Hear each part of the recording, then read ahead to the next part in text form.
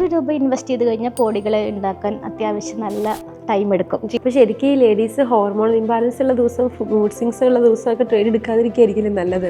പക്ഷെ എൻ്റെ മോനെയും കൂടെ എൻ്റെ കൈവിട്ട് കൊണ്ടുപോകും എന്നുള്ളൊരു അവസ്ഥ വന്നപ്പം എനിക്ക് അവൻ എൻ്റെ കൂടെ വേണം. സോ നമ്മൾ മെന്റലി ഭയങ്കര സ്റ്റേബിൾ ആണെങ്കിൽ മാത്രമാണ് നമുക്ക് ഈ ട്രേഡിങ്ങിലേക്ക് ഇറങ്ങാൻ പറ്റുള്ളൂ അല്ലേ? അതിൻ്റെ ഇടയിൽ 2-3 സൂയിസൈഡ് അറ്റംപ്റ്റ്, ഒരു നാട് വിടല്, എന്താ പറയുക, വീട്ടിൽ നിൽക്കാൻ പറ്റാത്ത അവസ്ഥ. എന്താണ് ഈ റിവെഞ്ച് ട്രേഡിംഗ് ഉദ്ദേശിക്കുന്നത്? അവള് എൻ്റെ ഇൻസ്റ്റഗ്രാമിൽ കയറിയിട്ട് നോക്കിയ സമയത്ത് പറഞ്ഞ് ചേച്ചി ഒന്ന് മെസ്സേജ് നോക്കുമെന്ന് പറഞ്ഞു. മെസ്സേജ് നോക്കിയപ്പോൾ സ്ക്രോൾ ചെയ്തിട്ടും തീരുന്നില്ല. ചോദിക്കാൻ പറ്റിയായിരുന്നു ഈ മോം ട്രേഡർ എന്ന് പറയുന്ന പേര് എവിടെ നിന്ന് വന്നതാണ്, ആ ഒരു കോൺസെപ്റ്റ് എവിടെ നിന്ന് വന്നതാണെന്ന്. പെട്ടെന്ന് ഈസി ആയിട്ട്, ഇതെന്തോ ഒരു ഗെയിമാണ്, പെട്ടെന്ന് ഈസി ആയിട്ട് ക്യാഷ് ഉണ്ടാക്കാൻ പറ്റും, എന്തോ ഒരു മാജിക്കൽ സ്ട്രാറ്റജി ഇതിനുണ്ട്. ആദ്യം കിട്ടിയ പ്രോഫിറ്റ് എത്രയായിരുന്നു? അപ്പം ഞങ്ങളത് സ്റ്റാർട്ട് ചെയ്യാം, ഫീസൊക്കെ നോക്കാം എന്നൊക്കെയുള്ള രീതിയിലിരുന്ന കറക്റ്റ് ഡേ ഈവനിങ് ആയപ്പോൾ എനിക്കൊരു കോൾ വന്നു.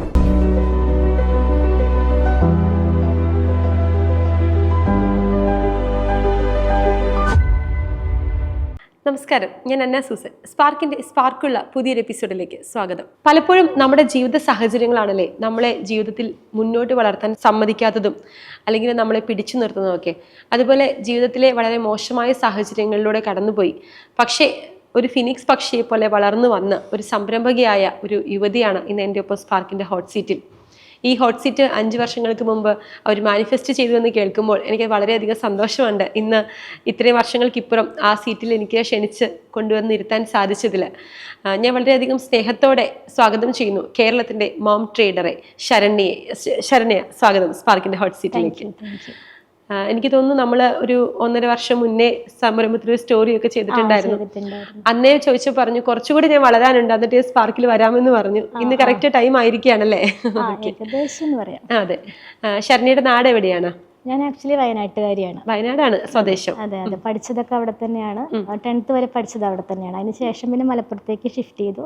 പിന്നെ ബാക്കിയുള്ള കോളേജും കാര്യങ്ങളൊക്കെ പിന്നെ ഇവിടെ മലപ്പുറംകാരിയായിട്ടാണ്. ഇപ്പൊ പക്ഷേ നിൽക്കുന്നത് കോഴിക്കോടുമാണ്.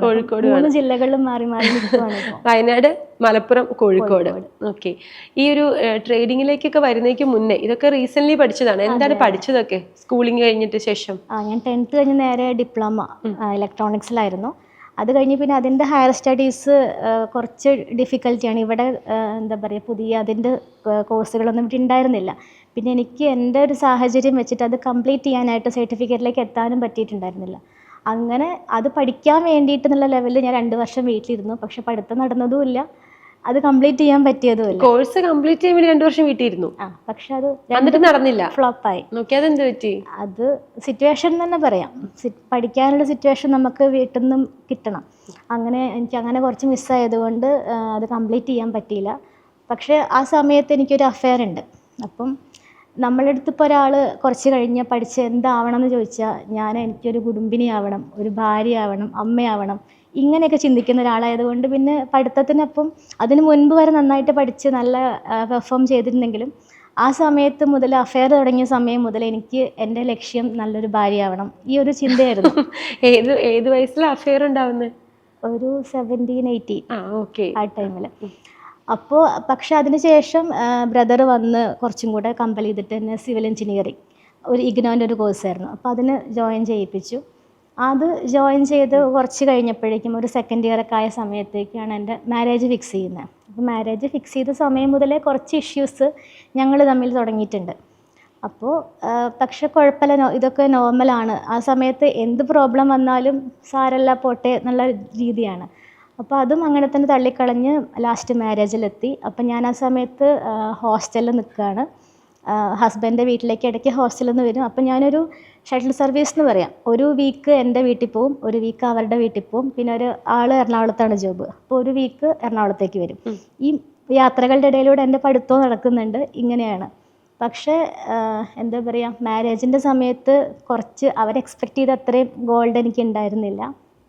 അപ്പോൾ അതിൻ്റെ പേരിൽ തുടങ്ങിയ ഇഷ്യൂ പിന്നെ കുറച്ച് പോകെ വളർന്ന് കുറച്ച് വലിയ ഇഷ്യൂസിലേക്കൊക്കെ മാറി. പിന്നെ ഫൈനലി ഒരു മോനൊക്കെ ആയി. മോനൊരു 2 വയസ്സൊക്കെ ആയപ്പോഴേക്കും ഡിവോഴ്സുള്ള ലെവലിലേക്ക് എത്തേണ്ടി വന്നു. കല്യാണവും പെട്ടെന്ന് കഴിഞ്ഞു, മകനും ഉണ്ടായി, പെട്ടെന്ന് ഡിവോഴ്സും പെട്ടെന്ന് കഴിഞ്ഞു. അത് കഴിഞ്ഞ് പിന്നെ മോനുണ്ടായ ശേഷം കുറച്ചും കൂടെ എന്താ പറയുക, ഓരോ നാട്ടിലത്തെ കൾച്ചറായിരിക്കാം, അങ്ങനെ കുറച്ച് ഇഷ്യൂസ് വന്നിട്ട് എന്തായാലും ഡിവോഴ്സിലേക്ക് എത്തേണ്ടി വന്നു. ശരിക്കും ആക്ച്വലി അത്ര കാലം നമ്മൾ ശരിക്കും വീട്ടിൽ നിന്ന് എനിക്ക് കറക്റ്റ് ഒരു സപ്പോർട്ടെന്ന് പറയാനില്ല. അപ്പോൾ നമ്മളൊരു ലോകം എന്ന് പറയണത് ആ ഒരൊറ്റ ഒരാളിലാണ്. അപ്പോൾ ആ ഒരു ലോകം പോയപ്പം ശരിക്കും എനിക്കൊരു എന്താ പറയുക, മെഴ്സി കില്ലിംഗ് എന്ന് പറയാം. നമുക്ക് ജീവിക്കണം എന്ന് ആഗ്രഹമുണ്ട്, നമ്മൾ നമ്മളെ തന്നെ കൊല്ലുകയാണ്. അതുപോലത്തെ ഒരു ഫീലിംഗ് ആയിരുന്നു എനിക്ക് ആ ഡിവോഴ്സ് എന്ന് പറയുന്നത്. ആ ഡിവോഴ്സിൽ നിന്ന് ഞാൻ ആ ഡിപ്രഷനിൽ നിന്നും പ്രോബ്ലത്തിൽ നിന്നും ഒക്കെ റിക്കവർ ആവാൻ ഏകദേശം ഒരു 2-3 വർഷം എടുത്തിട്ടുണ്ട്. ആ റിക്കവറിങ് ടൈം എന്ന് പറയുന്ന സമയം എൻ്റെ കയ്യിൽ 5 പൈസയില്ല, ഒരു 2 വയസ്സുള്ള മോനുണ്ട്, എൻ്റെ പഠിച്ച സർട്ടിഫിക്കറ്റ് പോലും കയ്യിലില്ല. പെരുവഴിയിൽ നിൽക്കുന്നൊരവസ്ഥ, വട്ടപൂജ്യം എന്ന് പറയാം. അങ്ങനത്തെ നിൽക്കുന്ന സമയത്ത് ഒരുപാട് എനിക്ക് മോനെയും കൊണ്ട് എനിക്ക് ജോബ് ചെയ്യണം. അപ്പോൾ അച്ഛനില്ല അവൻ്റെ കൂടെ, അപ്പം ഞാൻ മാത്രമേ ഉള്ളൂ. അപ്പം ഞാനും ആ സമയത്ത് ജോബിന് പോയി കഴിഞ്ഞാൽ പകൽ മോൻ വീട്ടിൽ പാരൻസ് നോക്കുമായിരിക്കും, പക്ഷെ ഞാൻ നോക്കുന്ന പോലെ ഒരിക്കലും എൻ്റെ മോനെ വേറെ ആരും നോക്കില്ല. അപ്പോൾ അതുകൊണ്ട് എനിക്ക് ജോബിന് ചെയ്യുകയും വേണം, മോനെ നോക്കുകയും വേണം. അപ്പം എനിക്ക് ഫ്രണ്ട്സും ഒക്കെ പറഞ്ഞു തന്നത് വീട്ടിലിരുന്ന് ചെയ്യാൻ ഒരുപാട് ജോബുകളുണ്ട്, അങ്ങനെ എന്തെങ്കിലും നോക്കുമെന്ന് പറഞ്ഞു. അപ്പോൾ എനിക്ക് ജോബാണെങ്കിലും എനിക്ക് ആകപ്പാട് അറിയാവുന്ന കാര്യം മോനെ നോക്കാൻ മാത്രം. അപ്പോൾ ആ സമയത്ത് ഞാനൊരു ഫേസ്ബുക്കിൽ പേജ് ഉണ്ടാക്കിയിട്ടുണ്ട്. പിന്നെ ആ സമയത്തായാലും നമ്മുടെ ഉള്ളിലൊരു സ്പാർക്കുണ്ട്, എല്ലാ പെൺപിള്ളേരും കുറേ സ്ട്രഗിൾ ചെയ്യുന്നുണ്ട്, നമ്മൾ കടന്നു വന്ന സിറ്റുവേഷനോട് കടന്നു പോയിട്ടുണ്ട് എന്നുള്ളൊരു സ്പാർക്കുണ്ട്. അപ്പോൾ ഞാൻ 2 പേജ് ഉണ്ടാക്കി. ഒന്ന് mom with you and super womens എന്ന് പറഞ്ഞിട്ട്. Mom with you, super womens, എല്ലാത്തിലും ഒരു വുമൺ ടച്ച് ഉണ്ട്, ഒരു മദർഹുഡ് വുമൺ ടച്ച് ഉണ്ട്. അപ്പോൾ അങ്ങനെ 2 വെബ്സൈറ്റ്, എനിക്ക് വെബ്സൈറ്റിനെ പറ്റി ഒരു ഐഡിയ ഇല്ല, ഒന്നും അറിയില്ല. പക്ഷേ യൂട്യൂബൊക്കെ നോക്കി, പിന്നെ കുറച്ച് ബ്രദർ പറഞ്ഞു തന്നു. അങ്ങനെയൊക്കെ ആയിട്ട് 2 വെബ്സൈറ്റ് ഡെവലപ്പ് ചെയ്തു. സ്വന്തമായി ഡെവലപ്പ് ചെയ്തു. മിടിക്കാനപ്പോ അങ്ങനെ അതിലായാലും പാരൻറ്റിങ്ങിനെ പറ്റിയിട്ടും, പിന്നെ വുമൻസിൻ്റെ BA സൂപ്പർ വുമൺ എന്നായിരുന്നു രണ്ടാമത്തതിൻ്റെ പേര്. അപ്പോൾ അതിലും ഒരു വുമൺ എങ്ങനെ സർവൈവ് ചെയ്യുക, അങ്ങനെയുള്ള കാര്യങ്ങളെ പറ്റിയിട്ടുള്ള കാര്യങ്ങളൊക്കെയായിരുന്നു അതിലിട്ടിരുന്നത്. അങ്ങനെ കുറച്ച് കഴിഞ്ഞപ്പോഴേക്കും ബ്ലോഗ് എഴുതുകയാണ്. ഇംഗ്ലീഷിലോ മലയാളത്തിലോ? മലയാളത്തില്.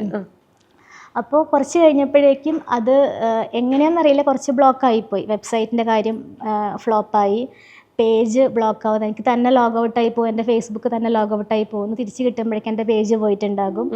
അങ്ങനെ അതെല്ലാം ആയിട്ട് ഏകദേശം ഫ്ലോപ്പായി. അപ്പം ഞാൻ അതിൽ നിന്ന് ഇൻകം ഉണ്ടായിരുന്നോ?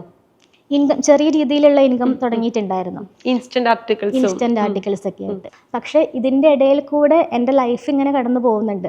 അതിൻ്റെ ഇടയിൽ 2-3 സൂയിസൈഡ് അറ്റംപ്റ്റ്, ഒരു നാട് വിടൽ, എന്താ പറയുക, വീട്ടിൽ നിൽക്കാൻ പറ്റാത്ത അവസ്ഥ. കാരണം ലവ് മാരേജ് ആയിട്ട് വീട്ടിൽ നിന്നൊക്കെ എല്ലാവരും കൂടെ നടത്തി തന്ന കല്യാണം തന്നെയാണ്. പക്ഷേ വീട്ടിൽ നിന്ന് എന്താ പറയുക, ആർക്കും ഇഷ്ടമുണ്ടായിരുന്നില്ല മാരേജിന്. അപ്പം എതിർത്ത് പോയത് കൊണ്ടായിരിക്കാം തിരിച്ചു വന്നപ്പോൾ ആർക്കും വലിയ സ്വീകരണമൊന്നുമല്ല. ആർക്കും നാട് വിട്ടുപോയി വന്നിട്ട് അങ്ങനത്തെ ഒരു അവസ്ഥയും വേണ്ടി വന്നു. രാത്രി വണ്ടി കയറി പോവാന്ന് പറയുന്നത്. അതുവരെ തൊട്ടടുത്തൊരു കടയിലൊരു സാധനം വാങ്ങാൻ പോലും ഞാൻ ഇതുവരെ പോയിട്ടില്ല, ഒരു ബസ്സിൽ ഒറ്റയ്ക്ക് കയറി പോയിട്ടില്ല, ഒന്നും അറിയില്ല. പക്ഷേ എൻ്റെ മോനെയും കൂടെ എൻ്റെ കൈവിട്ട് കൊണ്ടുപോകും എന്നുള്ളൊരവസ്ഥ വന്നപ്പം എനിക്ക് അവൻ എൻ്റെ കൂടെ വേണം. അപ്പോൾ ഒരുപാട് ന്യൂസുകൾ കേൾക്കാം, മക്കളെയും കൊണ്ട് അമ്മ ജീവനൊടുക്കി എന്നൊക്കെ പറഞ്ഞ് ഒത്തിരി ന്യൂസുകൾ കാണാം. അപ്പോൾ എൻ്റെ വീട്ടിൽ നിന്ന് തന്നെ ഒരു ഇതുപോലെ പറയണ കേട്ടു, ഇവർക്കൊക്കെ എവിടെയെങ്കിലും പോയി ജീവിച്ചൂടെ, മക്കളെയും കൂടി കൊല്ലാൻ നിൽക്കണമെന്ന്. അപ്പോൾ ആ ഒരു തോട്ടിൽ നിന്ന് എനിക്ക് തോന്നി, പിറ്റേ ദിവസം എൻ്റെ മോനെ കൊണ്ടുപോകുന്നുള്ള അവസ്ഥ വന്നപ്പം ഞാൻ നേരെ എങ്ങനെയൊക്കെയോ എൻ്റെ ഒരു ഫ്രണ്ട് ഉണ്ടായിരുന്നു, ആളുടെ കെയർ ഓഫിൽ ഞാനൊരു ബസ് ടിക്കറ്റ് എടുത്തു, നേരെ മെഡ്രാസ്, എൻ്റെ ഒരു കസിനുണ്ട്. അപ്പം നേരെ അവിടേക്ക് പോയി. അപ്പോൾ അവിടെ ചെന്ന് കുറച്ച് ദിവസം നിന്ന് കഴിഞ്ഞപ്പോഴേക്കും വീട്ടിൽ മൊത്തം നാട് മുഴുവൻ ഫ്ലാഷായി, പണിക്കരും മോള് നാട് വിട്ടുപോയി എന്നൊക്കെ. അപ്പോൾ അങ്ങനെയൊക്കെ ആയി. പിന്നെ ഡാഡിക്കും ഭയങ്കര ടെൻഷനൊക്കെ ആയിരുന്നു. അപ്പോൾ ആ സമയത്ത് പിന്നെ ബ്രദറൊക്കെ സംസാരിച്ച് ഞാൻ തിരിച്ചു വന്നു. അപ്പം ഇതിൻ്റെ ഇടയിൽ കൂടെയാണ് എൻ്റെ വെബ്സൈറ്റും കാര്യങ്ങളൊക്കെ പോകുന്നതും. നമുക്ക് ജീവിക്കണമല്ലോ അല്ലേ എങ്ങനെയെങ്കിലും ഒക്കെ. അതെ. ഇതിനിടയ്ക്ക് ഈ സൂയിസൈഡ് അറ്റംപ്റ്റ് എന്തിനാ, അതും ഡിപ്രഷന്റെ ഭാഗമായിട്ടുണ്ടായതാണോ? ഡിപ്രഷൻ എന്നൊക്കെ വെച്ചാൽ ഇപ്പോഴാണ് എനിക്ക് അറിയുന്നത് അത് ഡിപ്രഷൻ ആയിരുന്നെന്ന്. അന്നൊന്നും ഇപ്പോൾ എന്താ പറയുക, ചിലപ്പോൾ എൻ്റെ ചുറ്റുവട്ടം അങ്ങനെ ആയതുകൊണ്ടായിരിക്കാം നമ്മൾ നന്നായിട്ട് കൈ വിറയ്ക്കുന്നത്, നമുക്ക് കോൺസെൻട്രേറ്റ് ചെയ്യാൻ പറ്റുന്നില്ല, ഫുഡ് കഴിക്കാൻ പറ്റുന്നില്ല, ഉറങ്ങാൻ പറ്റുന്നില്ല. ഇതൊക്കെ ഡിപ്രഷൻ ആയിരുന്നു എന്ന് ഇപ്പം എനിക്ക് മനസ്സിലാവുന്നുണ്ട്. പക്ഷെ അന്ന് അത് മേ ബി അത് പോസ്റ്റ്മോർട്ടം ഡിപ്രഷനും ഉണ്ടായിരിക്കാം എനിക്ക്. പക്ഷെ അന്നൊന്നും അതെനിക്ക് ഐഡൻറ്റിഫൈ ചെയ്ത് തരാനോ എന്നെ ഹെൽപ്പ് ചെയ്യാനോ ചുറ്റുമുള്ള ഒരാൾ പോലും എനിക്ക് ഉണ്ടായിരുന്നില്ല. മെൻ്റൽ ഹെൽപ്പും ഉണ്ടായിരുന്നില്ല, ഫിസിക്കൽ ഹെൽപ്പും ഉണ്ടായിരുന്നില്ല, എവിടെ ഉണ്ടായിരുന്നിട്ടില്ല. അപ്പോൾ ഡാഡി എന്നെ അത്യാവശ്യം നല്ല രീതിയിൽ എന്നെ ഹെൽപ്പ് ചെയ്തിട്ടുണ്ട്. പക്ഷെ എനിക്ക് മാക്സിമം മോട്ടിവേഷൻ തന്നതും അത്രയെങ്കിലും ഞാൻ ജീവിച്ച് പോണതും ഡാഡീൻ്റെ വർത്തമാനം കൊണ്ടാണ്. പിന്നെ എൻ്റെ 2-3 ഫ്രണ്ട്സ് ഉണ്ട്, ഇവരുടെയൊക്കെ സംസാരം കൊണ്ടാണ് അങ്ങനെയും ജീവിച്ചു പോകുന്നത്. അപ്പോൾ എന്നിട്ട് ഈ നാട് വിട്ടു പോയിട്ട് തിരിച്ചു വന്നു? ഞാൻ തിരിച്ചു വന്ന് കുറച്ച് കഴിഞ്ഞപ്പോൾ എൻ്റെ വെബ്സൈറ്റിൻ്റെ കാര്യങ്ങളൊക്കെ ഏകദേശം ഫ്ലോപ്പ് ആയല്ലോ. അപ്പോൾ ഇനി വേറൊരു ജോബ് നോക്കണം എന്നുള്ള കാര്യമായി. അപ്പോൾ എൻ്റെ ഒരു ഫ്രണ്ട് രജിത്തുണ്ട്, ആൾ UK-ലാണ്. അപ്പോൾ ആ സമയത്ത് എൻ്റെ അടുത്ത് പറഞ്ഞു, ട്രേഡിംഗ് എന്നൊരു സംഭവമുണ്ട്, ഷെയർ മാർക്കറ്റാണ്, നീ ഒന്ന് ജസ്റ്റ് ട്രൈ ചെയ്ത് നോക്ക്, പറ്റുമോ നോക്ക്, വീട്ടിലിരുന്ന് ചെയ്താൽ മതി, മോനെ നോക്കാം, നിനക്ക് ഈസി ആയിട്ട് ചെയ്യാം എന്നൊക്കെ പറഞ്ഞു. അപ്പം ഞാൻ ഓക്കെ എന്നാൽ അത് ചെയ്യാമെന്ന് വെച്ചിട്ട് എനിക്കൊരു നമ്പർ തന്നു. വയനാട്ടിലൊരു വിഷ്ണു സാറുണ്ട്, സാറ് നമ്പർ തന്നു. സാറെ കോണ്ടാക്ട് ചെയ്തു. ഒരു 2-3 ദിവസത്തെ ക്ലാസ് കൊണ്ട് ഏകദേശം അത് കോഴ്സ് കംപ്ലീറ്റ് ചെയ്തു. 3 ദിവസത്തെ കോഴ്സ് കൊണ്ട് പഠിച്ചു. അവിടുത്തെ ഒരു കോഴ്സിൻ്റെ ലെവൽ അങ്ങനെയായിരുന്നു. അതുകൊണ്ട് ഏകദേശം മനസ്സിലാക്കി തന്നു എന്താ സംഭവം എന്ന്. പക്ഷേ എനിക്കതിന് ഫസ്റ്റ് ഡിമാറ്റ് അക്കൗണ്ട് ഓപ്പൺ ചെയ്യണം. അപ്പോൾ ഡിമാറ്റ് അക്കൗണ്ട് ഓപ്പൺ ചെയ്യണമെങ്കിൽ പാൻ കാർഡ് വേണം, ആധാർ കാർഡ് വേണം. ആധാർ കാർഡ് നോക്കിയപ്പോൾ എൻ്റെ പേരോ എന്തോ ചേഞ്ചാണ്. അപ്പോൾ അത് ചേഞ്ച് ചെയ്യാൻ കൊണ്ടുപോകണം. ഇതിനൊക്കെ വീട്ടിൽ നിന്ന് പുറത്തിറങ്ങി പോകുക എന്നുള്ളത് വലിയ പ്രശ്നമാണ്. നമ്മൾ ആകെപ്പാടെ ഒരു നാട് വിട്ട് പോയ എക്സ്പീരിയൻസ് മാത്രമേ ഉള്ളൂ. അതെ, പിന്നെ ഇടയ്ക്കിടയ്ക്ക് ഓരോ ഇഷ്യൂസ് ഉണ്ടാകുന്ന സമയത്ത് മാത്രമാണ് ഈ പുറത്തിറങ്ങിയിട്ടുള്ളൂ. അല്ലാതെ ഇങ്ങനത്തെ കാര്യത്തിനൊന്നും പോകാനൊന്നും അറിയില്ല. എങ്ങനെയൊക്കെയോ പണിപ്പെട്ട് ഒരു 6 മാസം കൊണ്ട് ഞാൻ ഡിമാറ്റ് അക്കൗണ്ട് ഓപ്പൺ ചെയ്തു. അത് തന്നെ 6 മാസം എടുത്തു ആധാർ കാർഡും പാൻ കാർഡും എടുത്ത് ഡിമാറ്റ് അക്കൗണ്ട് ഓപ്പൺ ചെയ്യാനായിട്ട്. ഇപ്പോൾ ഒരു 2 days കൊണ്ട് എല്ലാവർക്കും ചെയ്യാവുന്ന കാര്യമുള്ളൂ, സ്വന്തം ചെയ്യാവുന്ന കാര്യമുള്ളൂ. അതാണ് ഞാൻ 6 മാസം കൊണ്ട് എടുത്തത്. അപ്പോൾ 6 മാസം കൊണ്ട് ഡിമാറ്റ് അക്കൗണ്ട് ഒക്കെ ഓപ്പൺ ചെയ്തു. അങ്ങനെ സ്റ്റാർട്ട് ചെയ്തു ജസ്റ്റ്. അപ്പോൾ സ്റ്റാർട്ട് ചെയ്യുന്ന സമയത്ത് നെക്സ്റ്റ് മൺഡേ സ്റ്റാർട്ട് ചെയ്യുമെന്ന് പറഞ്ഞിരിക്കുക. അപ്പോൾ എൻ്റെ വിചാരം ഇതൊരു ജോബാണല്ലോ, രാവിലെ വർക്ക് ചെയ്യുന്നു, ഈവനിങ് ആകുമ്പോഴേക്കും ക്യാഷ് കിട്ടും, ഇതാണ് എൻ്റെ ധാരണ. അപ്പോൾ ഞാൻ എൻ്റെ ഫ്രണ്ടിനെ വിളിച്ച്, എനിക്ക് എന്തോ കുറച്ച് ക്യാഷിൻ്റെ ആവശ്യമുണ്ട്. അപ്പോൾ ക്യാഷ് 2000 rupees. അപ്പോൾ ഞാൻ ചോദിച്ചു 50K ക്യാപിറ്റലിട്ട് ചെയ്താൽ 2K പ്രോഫിറ്റ് കിട്ടുമോ? കിട്ടും എന്ന് പറഞ്ഞു എൻ്റെ അടുത്ത്. അപ്പോൾ ഓക്കെ, ഞാനൊരു 2K rupees ഞാൻ കടം മേടിച്ചു. ഞാൻ പറഞ്ഞു മൺഡേ ഞാൻ ജോബ് സ്റ്റാർട്ട് ചെയ്യാൻ പോവുക, എനിക്ക് 2K rupees കടം തരുമോ ചോദിച്ചു. അപ്പോൾ തന്നു. ഓക്കെ, മൺഡേ രാവിലെ 9:15 9:15 ഈ 2000 രൂപ കടം മേടിച്ച് 2000 രൂപ അന്ന് രാവിലെ പ്രോഫിറ്റ് ഉണ്ടാക്കി.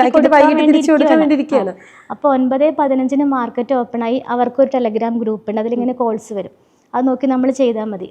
അപ്പോൾ കോൾസ് വന്നു, നമ്മളിങ്ങനെ അത് വായിച്ച്, ബാങ്ക് നിഫ്റ്റിയാണ് ഇത്ര രൂപയ്ക്ക് ബൈ ചെയ്യാനൊക്കെ പറഞ്ഞു. ഞാനത് വായിച്ച് സ്ക്രീൻ നോക്കുന്ന സമയത്തേക്ക് ഇപ്പുറത്ത് ഇവിടെ ആക്റ്റീവ് എന്ന് പറഞ്ഞ മെസ്സേജ് വന്നു. അത് ആക്റ്റീവായി. കുറച്ച് കഴിഞ്ഞ് ഞാൻ നോക്കി കഴിയുന്നതിന് മുൻപേ first target hit, second target hit, full complete ആയി, കഴിഞ്ഞു പരിപാടി, ജോലി കഴിഞ്ഞു. ഞാനത് വായിച്ച് കഴിയുന്നതേ ഉള്ളൂ, അപ്പോഴേക്കും ഇത് മൊത്തം തീർന്നു. അപ്പം ഞാൻ സാറെ വിളിച്ചു, പിന്നെ ഇത്ര ഫാസ്റ്റാണ്, ഇത് വേഗം ചെയ്യേണ്ട കാര്യമല്ല, ഇന്നത്തെ കാര്യം കഴിഞ്ഞു, ഇനി നാളെ ഉള്ളൂ എന്ന് പറഞ്ഞു. 2000 രൂപയുടെ പോയി കടം കൊടുക്കാനില്ല. അപ്പോൾ ഞാൻ ചോദിക്കട്ടെ, ഈ 50,000 രൂപ ഇട്ടിട്ടാണ് നമ്മൾ തുടങ്ങുന്നത്, ഈ 50,000 രൂപ എവിടെ നിന്ന് കിട്ടി? അത് വീട്ടിൽ നിന്ന് ഡാഡി തന്നു. ഡാഡി ആ സമയത്ത് എനിക്ക് ഭയങ്കര മോട്ടിവേഷനാണ്.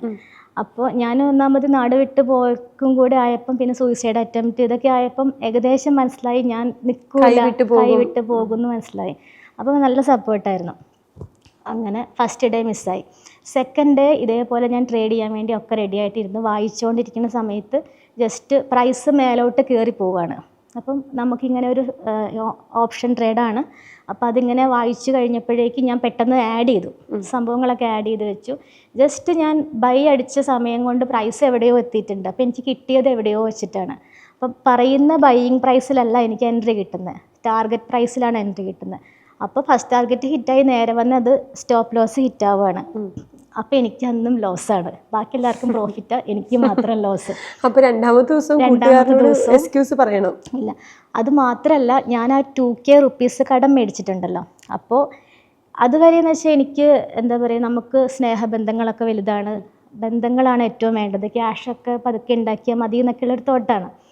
അപ്പോൾ കുറച്ച് കഴിഞ്ഞപ്പോഴേക്കും ഈ 2K വാങ്ങിയ ആൾക്കാർ, ഞാൻ ഇത്രയും പൈസയൊക്കെ തന്നതല്ലേ, എൻ്റെ അടുത്ത് കുറച്ച് നേരം ചാറ്റ് ചെയ്യാൻ വരുമോ, അല്ലെങ്കിൽ നമുക്കൊന്ന് കറങ്ങാൻ പോയാലോ, ഇങ്ങനെയുള്ള ചോദ്യങ്ങളായി. അപ്പോഴെനിക്ക് ശരിക്കും ക്യാഷിൻ്റെ ഒരു വില മനസ്സിലായി. നമ്മുടെ അടുത്ത് ക്യാഷ് ഇല്ല എന്നുണ്ടെങ്കിൽ, ഇപ്പോൾ ഒരു സിംഗിൾ ലേഡീനെ സംബന്ധിച്ച് ഒരു ക്യാഷ് കടം മേടിച്ചാൽ അതൊരു ട്രാപ്പാണ്. പ്രത്യേകിച്ച് വേറെ ആണുങ്ങളുടെ അടുത്ത് നിന്നാണെങ്കിൽ ഇങ്ങനെയുള്ള കാര്യങ്ങളൊക്കെയാണ് അവർ നമ്മുടെ അടുത്ത് നിന്ന് എക്സ്പെക്റ്റ് ചെയ്യുന്നത്. മാനം മര്യാദയ്ക്ക് നല്ല രീതിക്ക് ജീവിക്കണം എന്നുണ്ടെങ്കിൽ നമ്മുടെ കയ്യിൽ ക്യാഷ് വേണം, അതെനിക്ക് ഉറപ്പായി. അപ്പോൾ എന്ത് വന്നാലും വേണ്ടില്ല, ഇത് സ്റ്റാർട്ട് ചെയ്യാൻ തുടങ്ങാം, ഞാൻ എന്തായാലും ഇറങ്ങിയല്ലോ, ചെയ്യാം എന്നുള്ള ലെവൽ തന്നെയായി. അങ്ങനെ എന്തായാലും ട്രേഡ് ചെയ്തു. കുറച്ച് കഴിഞ്ഞപ്പോഴേക്കും ഏകദേശം എൻ്റെ 50K മൊത്തം ലോസ്. മൊത്തം പോയി, കംപ്ലീറ്റ് പോയി. നമുക്ക് അറിയില്ല. അതിന് ഈ 3 ദിവസം കൊണ്ട് പഠിച്ചു കഴിഞ്ഞാൽ ട്രേഡ് ചെയ്യാൻ പറ്റുമോ? 3 ദിവസം കൊണ്ട് പഠിച്ച, പക്ഷെ കുറച്ചും കൂടെ പ്രോപ്പർ നോളജ് ആകിയിട്ട് ഇതിൻ്റെ റിസ്കിനെ പറ്റി മനസ്സിലാക്കുക എന്നുള്ളത് ഫസ്റ്റ് കാര്യം. നമുക്കൊരു പ്രോഫിറ്റിനെ പറ്റി അറിയുന്നതിനേക്കാളും കൂടുതൽ ഇതിൽ എന്തൊക്കെ അപകടങ്ങളുണ്ട്, എങ്ങനെയൊക്കെ ക്യാഷ് പോകാം, ചാൻസ് എങ്ങനെയൊക്കെ വരും, ഇതാണ് നമ്മൾ ആദ്യം പഠിക്കേണ്ട കാര്യം. പിന്നെയാണ് പ്രോഫിറ്റ് എങ്ങനെ കിട്ടും, പൈസ എങ്ങനെ ഉണ്ടാക്കാമെന്ന് പഠിക്കുക. പക്ഷെ ഞാൻ അതിനെപ്പറ്റി മനസ്സിലാക്കിയിട്ടില്ല. എൻ്റെ അപ്പത്തെ കണ്ണിൽ ഇതൊരു ജോബാണ്. രാവിലെ വർക്ക് ചെയ്താൽ ഈവനിങ് ആകുമ്പോഴും ക്യാഷ് കിട്ടും. ഇതാണ് എൻ്റെ ഒരു കോൺസെപ്റ്റ്. 50,000 രൂപ പോയതിനു ശേഷം പിന്നെ എന്ത് ചെയ്തു? ഞാനത് ഫുൾ ട്രേഡിങ് മൊത്തം, എനിക്ക് ഡിമാറ്റ് അക്കൗണ്ട് ഓപ്പൺ ചെയ്യാൻ ഇത്രയും ടൈം എടുത്തു. ഫസ്റ്റത്തെ എൻട്രി മിസ്സായി. ഇതൊക്കെ ആയപ്പോൾ ഞാൻ ഓർത്ത് എൻ്റെ കാലക്കേടാണ്, ഞാൻ അല്ലെങ്കിൽ മൊത്തം പൊളിഞ്ഞിരിക്കുവാണല്ലോ. പിന്നെ ഒരു ദിവസം ഞാൻ ട്രേഡ് എടുത്ത ദിവസം കറക്റ്റ് ഞാൻ നോക്കി എടുത്തിരുന്നു. ആ ദിവസം എടുത്ത ദിവസം അന്ന് അതിൽ കമ്പനിയിൽ ഒന്ന് SL ആണ്, സ്റ്റോപ്പ് ലോസ് ആണ്. അപ്പോൾ എൻ്റെ അടുത്ത് ഞാൻ പറഞ്ഞു, ഇന്ന് ഞാൻ കറക്റ്റ് ട്രേഡ് എടുത്തായിരുന്നു കേട്ടോ എന്ന് ഞാൻ സാറിനെ വിളിച്ച് പറഞ്ഞു. അപ്പോൾ സാറ് എൻ്റെ അടുത്ത് തിരിച്ചു പറഞ്ഞു, എൻ്റെ കുട്ടി നിനക്ക് ഇന്ന് എടുക്കാതിരുന്നുകൂടായിരുന്നോ, ഞാൻ ഈ മാസം മൊത്തം പ്രോഫിറ്റാണ്, ഈ ഒരു ദിവസം മാത്രമേ എനിക്ക് SL അടിച്ചുള്ളൂ, അത് നീ കയറിയിട്ടായിരിക്കുമല്ലേ എന്ന് പറഞ്ഞു. ചുമ്മാ തമാശയ്ക്കാണെങ്കിലും പറഞ്ഞു കഴിഞ്ഞപ്പം എനിക്ക് നന്നായിട്ടത് ഹേർട്ടാവുകയും ചെയ്തു. അപ്പോൾ എന്താ പറയുക, നമ്മുടെ കാലക്കേടാണ്, സമയദോഷമാണ്, ഇതൊക്കെയാണ് ചിന്തിക്കുന്നത്. അപ്പോൾ ഞാൻ അടിയുടെ അടുത്ത് പറഞ്ഞു, ഞാനിത് സ്റ്റോപ്പ് ചെയ്യാം, എനിക്ക് പറ്റില്ല, എൻ്റെ ഇത്രയും ക്യാഷ് പോയി.